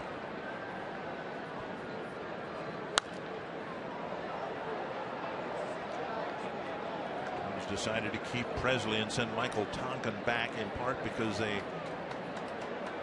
have Presley slotted as a potential multi-inning reliever, and Tonkin more of a shorter duration reliever. Chop to short. Santana sets his feet and rifles his throw to Mauer. 2 down. Bring up Encarnacion. The Sweet Spot program is a unique set of benefits and experiences exclusive to season ticket holders. Benefits range from pregame field passes to bobblehead dolls to taking batting practice on the field or raising the Twins territory flag. Benefits are reserved exclusively for Twins full season, 40-game and 20-game plan holders. Learn how you can become a season ticket holder at twinsbaseball.com or calling 800-33-TWINS. Encarnacion. Ball 1. Double play grounder off the bat of Encarnacion in the first. A walk in the third. And then a fly ball to left in the 5th.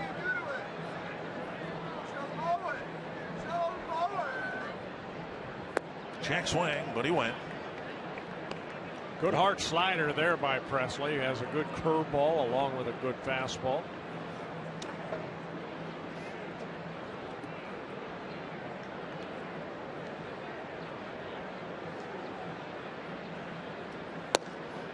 Hall strike on the outside corner at 95.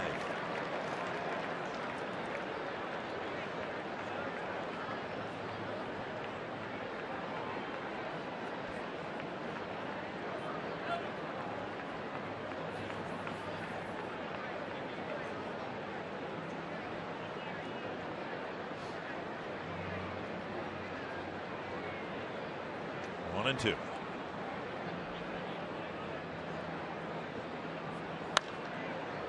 Fastball at 96. Could have been foul and a great catch down the right field line. Wow. That might have saved some people down there. That ball was hit hard. Look at that. With the hat.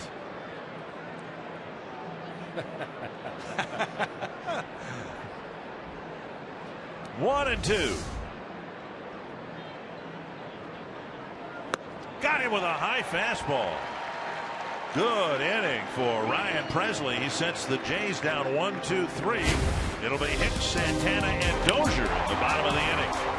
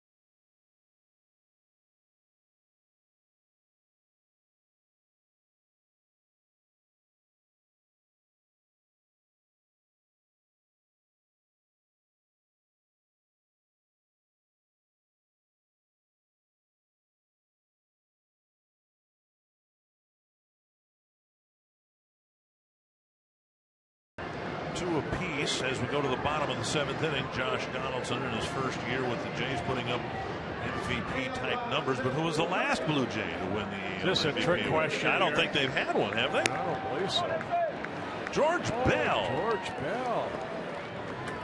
I remember that now because as good as those numbers were, I thought Kirby Puckett had numbers that deserved some consideration.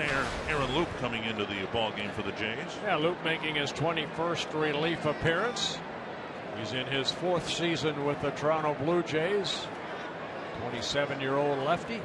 One of 2 lefties in that bullpen. Aaron Hicks will hit right-handed. First pitch foul back. Kirby Puckett in 1987 hit .332. He scored 96 runs, 28 home runs. He drove in 99 runs and won a Gold Glove. Hicks with a walk and a single so far. The most important thing, won the World Series. World Series, yeah. Roller deep short. Reyes backhands, and he'll have no chance to retire Aaron Hicks, who's reached all 3 times with a walk and 2 hits. The ball just hit in the right spot. Reyes did everything he could to get something on that throw, but an off-balance throw, you're not going to get the speedy Aaron Hicks.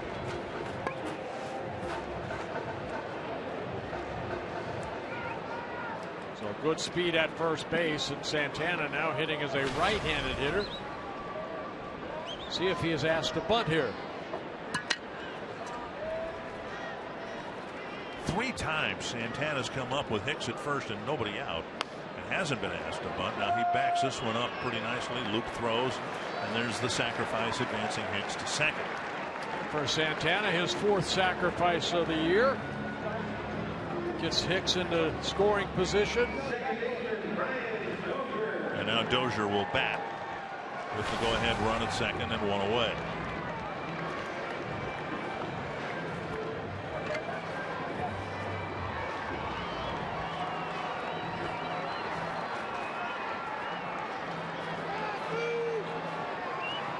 Twins had a great chance to improve their mark against left-handed starters to 16-5 last night, but Mark Burley ended up beating them. The Twins have done very well against lefties, including Dozier, hitting .275 against them. Outside ball 1. Fox Tracks presented by Carrier. Yeah, Loup will give you that sidearm type delivery, whether you're a left-handed hitter or a right-handed hitter. 71 relief appearances last year out of that bullpen, a career high for him. 1-0. Dozier drives it to right center field.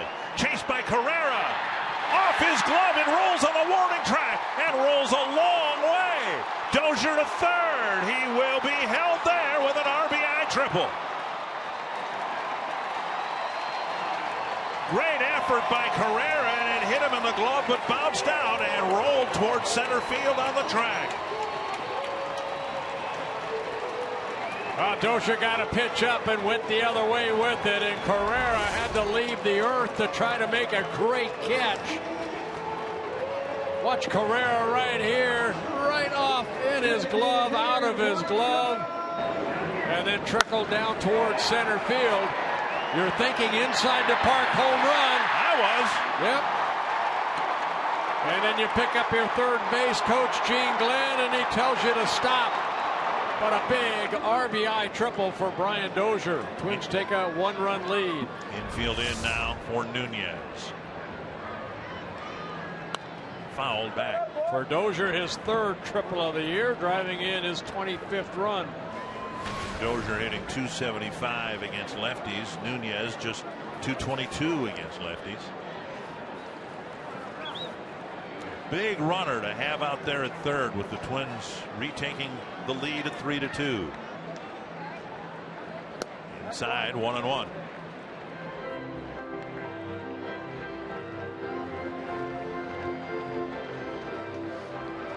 Steve Delabar warming up in the Toronto pen.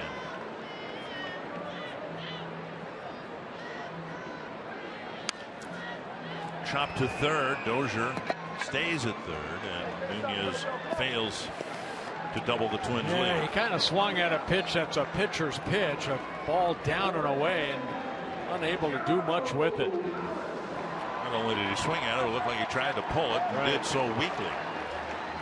Among hitters with more than 20 at-bats against left-handers, it's odd that the best batting average, here you can see, that's the definition of rolling over on a pitch. You're looking for a ball that you can hit in the air somewhere, like Escobar did last night in that first inning off of Burley. Sacrifice fly. Started to say, among regular players for the Twins, the player with the highest average against left-handed pitching is a left-handed batter. Mauer hitting over 300 against lefties.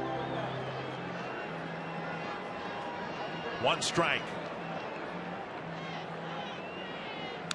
Two strikes. Joe with two good swings. The first one he missed, the next one he got a piece of. And he has been Minnesota's best clutch hitter this year, leading the team with 28 runs batted in.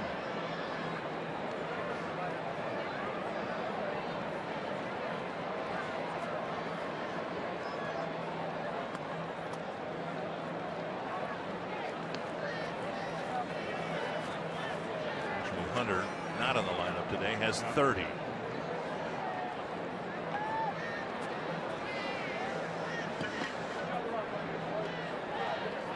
One and two. Rolled to the right side. Goins has it. The inning ends. Brian Dozier with an RBI triple in the seventh, and the Twins regain a one-run lead.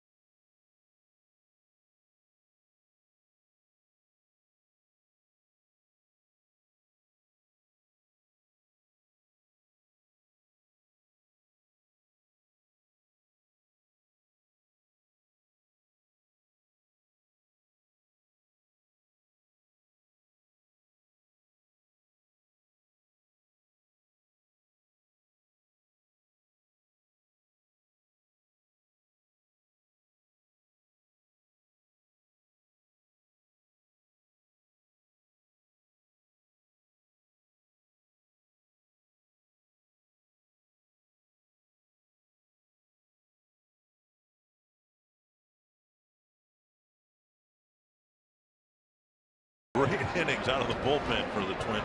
Teammate of mine. Yeah. Well, the Twins are back in front again, and Casey Fiend will be asked to pitch into the 8th inning, maybe through it if things go well. Yeah, Casey just activated yesterday. He worked a shutout inning in last night's ball game. Threw 10 pitches, 6 for strikes in a 1-2-3 inning with a strikeout.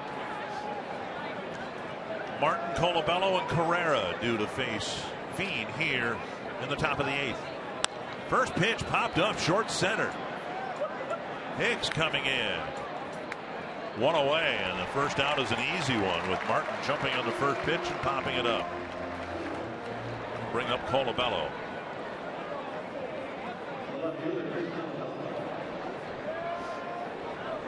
Colabello 1 for 3.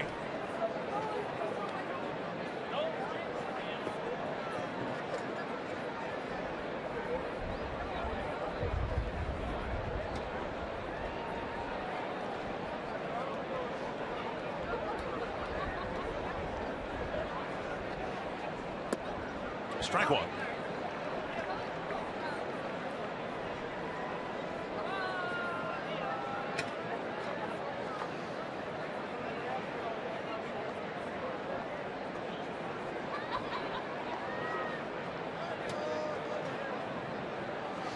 Fiend almost missing a month due to that sore right shoulder. Back in his familiar spot in the 8th inning. Setup man to the closer, Glenn Perkins. Half swing, but he went.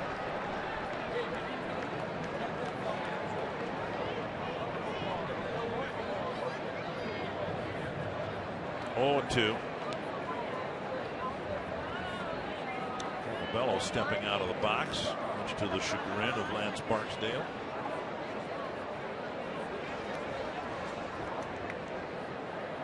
Herman sitting way off the plate. Just off the outside corner.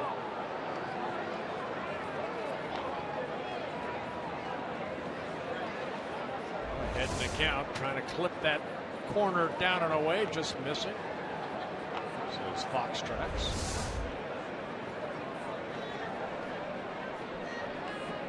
One and 2. And Colabello wouldn't bite on the cutter. 2 and 2.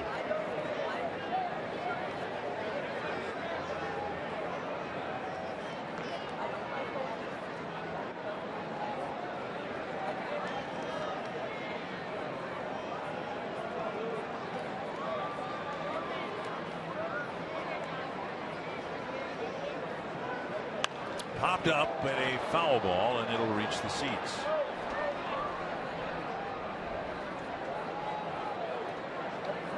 It was Colabello getting a 2-run home run against Glenn Perkins in the top of the 9th inning yesterday that provided the margin of victory. The Jays were behind 4-0 early. They tied it up with a home run and then won it with a home run.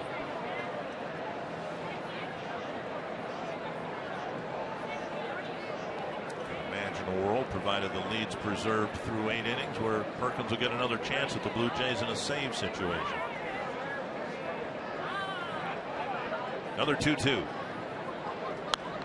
Another foul ball.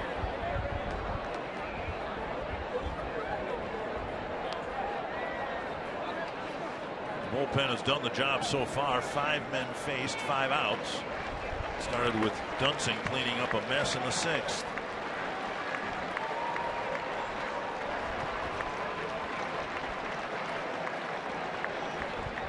Colabello battling his former teammate.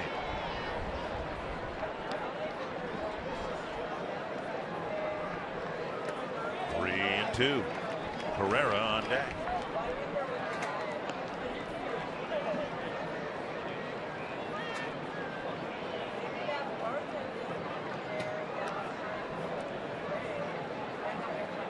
Perkins delivered a fastball down and into Colabello, and he clobbered it into the bullpen.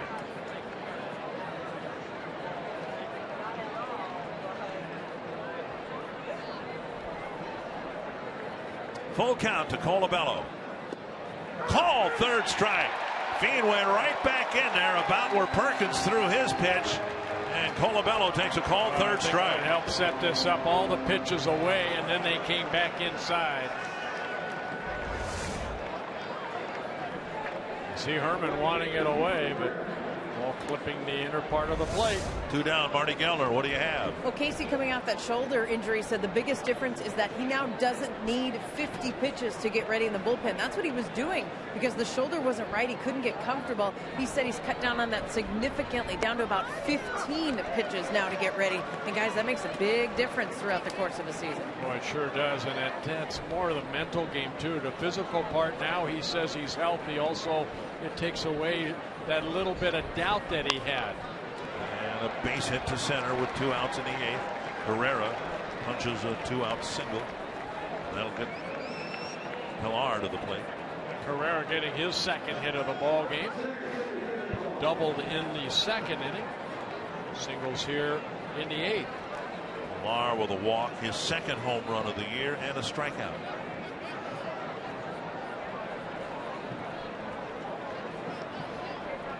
Back to the 6th inning when the Jays tied it. They had 2nd and 3rd, nobody out. Pilar struck out. Goins popped up. And then Dunsing came in to strike out Reyes.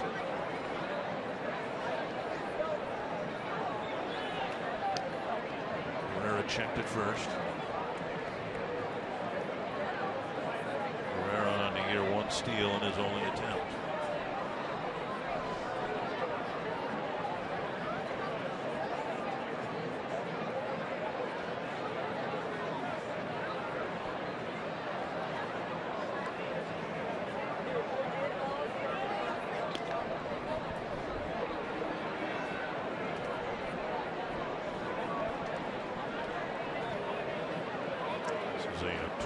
Team that's not built around manufacturing runs, or so you wouldn't think, but they do have 26 steals and 30 tries. So the right guys in the right situation have done a nice job stealing bases. Yar tries to bunt for a hit. Plouffe was playing 3/4 of the way back on the skin of the infield at third. Plouffe kind of looking in the dugout and saying, okay, where do you want me to play? Back pedals. PR steps out of the box here for some reason. If he hurt himself somehow, he might have bunted it off his fingers. I believe so, yeah.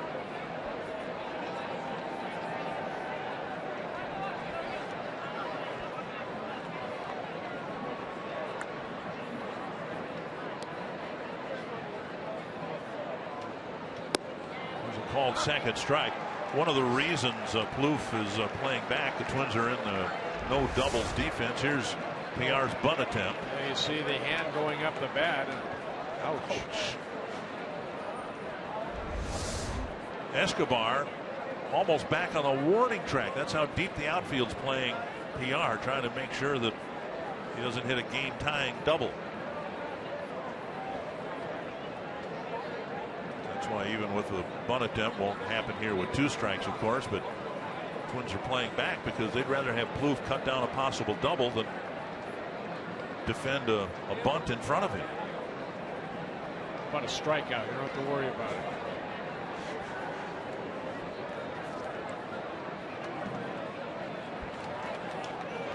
Dunsing finished up the 6th. Presley had a very quick and efficient 7th.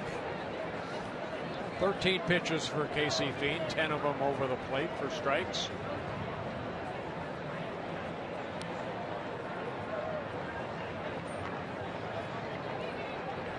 Struck him out. Don't have to worry about it.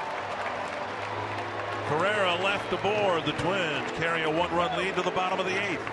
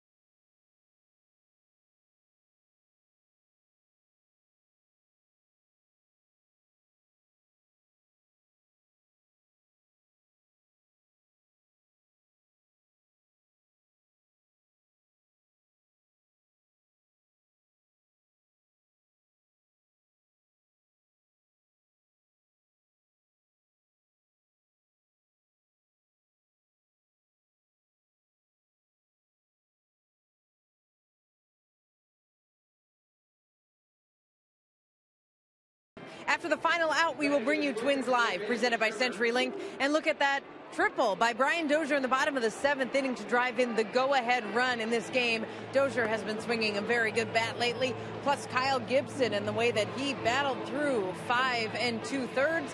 Plus, we'll hear from the manager, Paul Molitor. It's all right after the game, Dick and Bert. All right, thank you very much. Twins trying to answer a rare loss with a win. They've done that quite successfully over the last 6 weeks. Trevor Plouffe will hit here in the 8th inning. He has a strikeout, an RBI double, and a single. Yeah, Steve Delabar coming out of the bullpen. He started the season in AAA, got called up on May 4th to be part of that bullpen, making his 9th relief appearance. Strike one to Plouffe.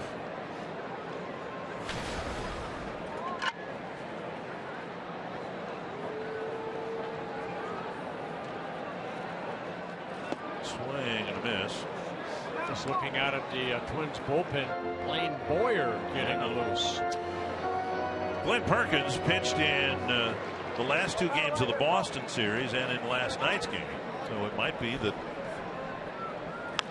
the ball chopped in front of the third baseman. Donaldson digs out the low hop and throws Plouffe out. It might be that Perkins is unavailable today. Boyer would inherit the 9th inning, and that's why we saw Fein in what would normally be Boyer's territory, the 8th.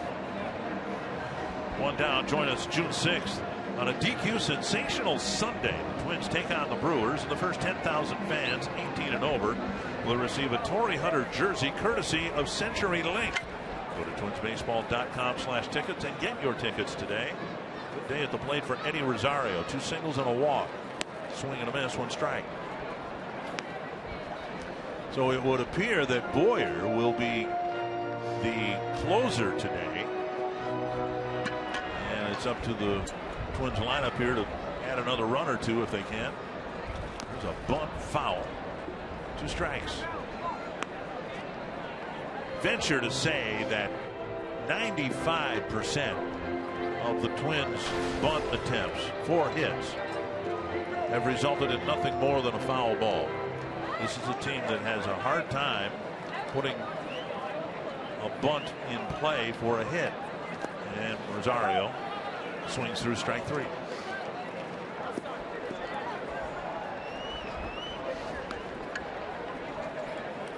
Delabar picking up a strikeout. Only allowed 2 hits in 7 2/3 innings. That's that split finger right there that Rosario swung through. Escobar 0 for 3.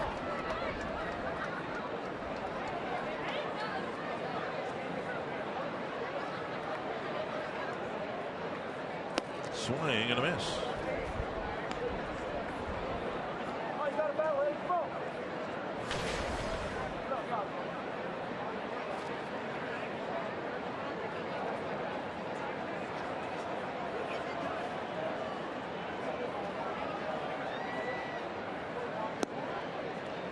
Just outside, 1 of them.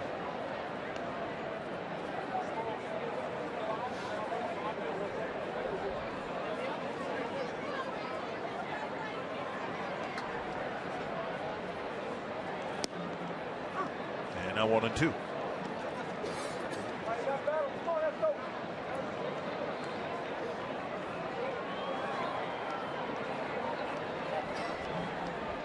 Hits are even at 9 apiece. Twins have actually committed a couple of errors, both of them charged to Chris Herman, but they carry a 1-run lead.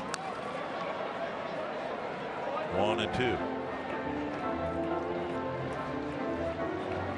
Twins playing today without a couple of regulars who will be in the lineup tomorrow, Kurt Suzuki and Torrey Hunter. Trying to win a 1-run ball game again.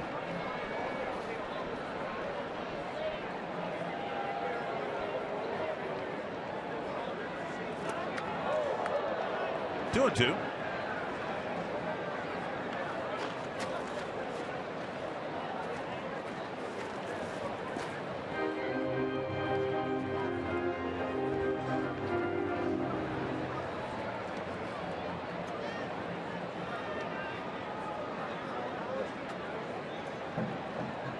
To the Twins left fielder, and a ball tapped to first. Encarnacion will take care of it himself. Delabar has a nice inning. Blaine Boyer will try to get his first save for the Twins when we come back.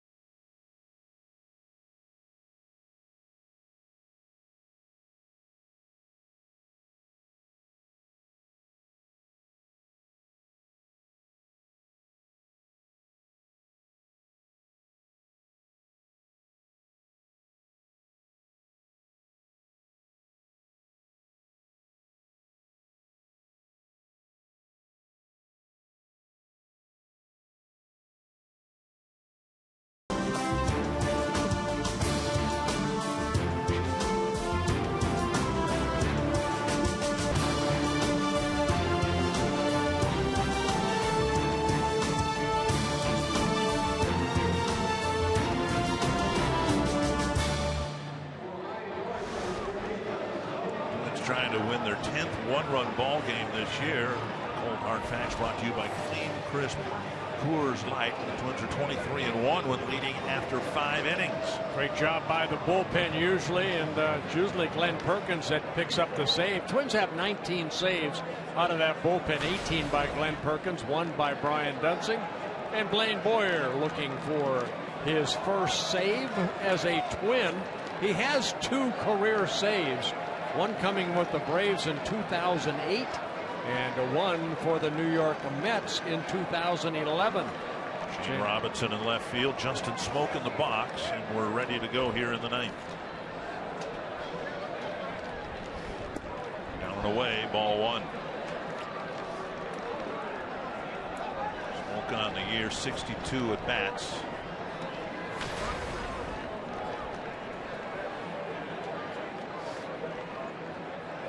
Smoke last 4 years, 5 years with the Seattle Mariners in his first season with the Blue Jays. 2-0. 4 for 10 as a pinch hitter.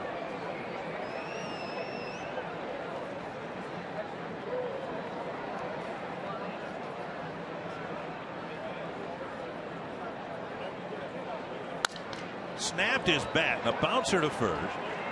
Mauer to Boyer, 1 away on a 2-0 pitch. Boyer splintered Smoke's bat. Sunday probables, Ricky Nolasco going for the Twins. Drew Hutchinson just coming off a complete game shutout.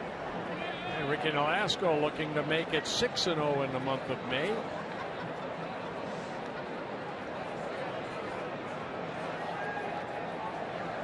One down, and here's Reyes. A little management here of the 9th inning would allow Boyer to not face Bautista. He would bat 4th this inning. If he can get Reyes and Donaldson, he'll get the save without facing Bautista. Swing and a miss. Good big slow curveball by Boyer.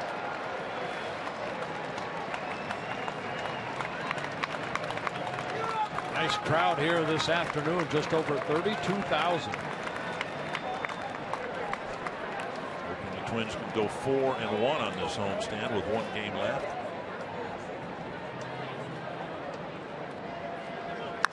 This to center. Hicks over, makes the catch, and I should say most of them are hoping the Twins go 4-1 on this homestand. There's a sizable Toronto fan base represented here. Yeah. You know what? The Twins have had not a lot of success against the Blue Jays here at Target Field. The Blue Jays are 13-5 against the Twins. So Twins looking to do something here right now that they haven't done a good job of so far. This is the last guy any American League pitcher wants to face in the late innings. Donaldson hit 2 big late home runs against David Robertson in the White Sox series. And a game-tying home run late in the game last night. We highlighted them in our open. 5 home runs over the last 4 games.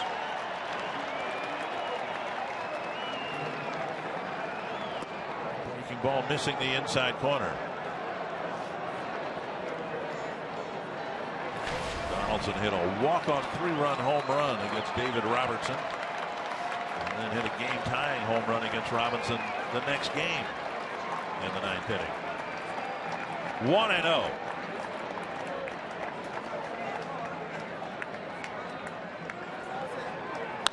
To right field. Rosario coming in. Catches the line drive. Boyer gets his save. And again, the Twins respond with a win after a loss. Well played game for the Twins. Tom Hanneman, this Twins team has played very well in front of its fan base this year, and they avoid back-to-back losses once again. Dick, the Twins turn the tables on Toronto, set up the series finale here Sunday afternoon. Up next on Twins Live, we'll talk about Brian Dozier's clutch triple, Kyle Gibson's battle today. We'll hear Paul Molitor's post-game thoughts, and we'll set up that series finale tomorrow afternoon.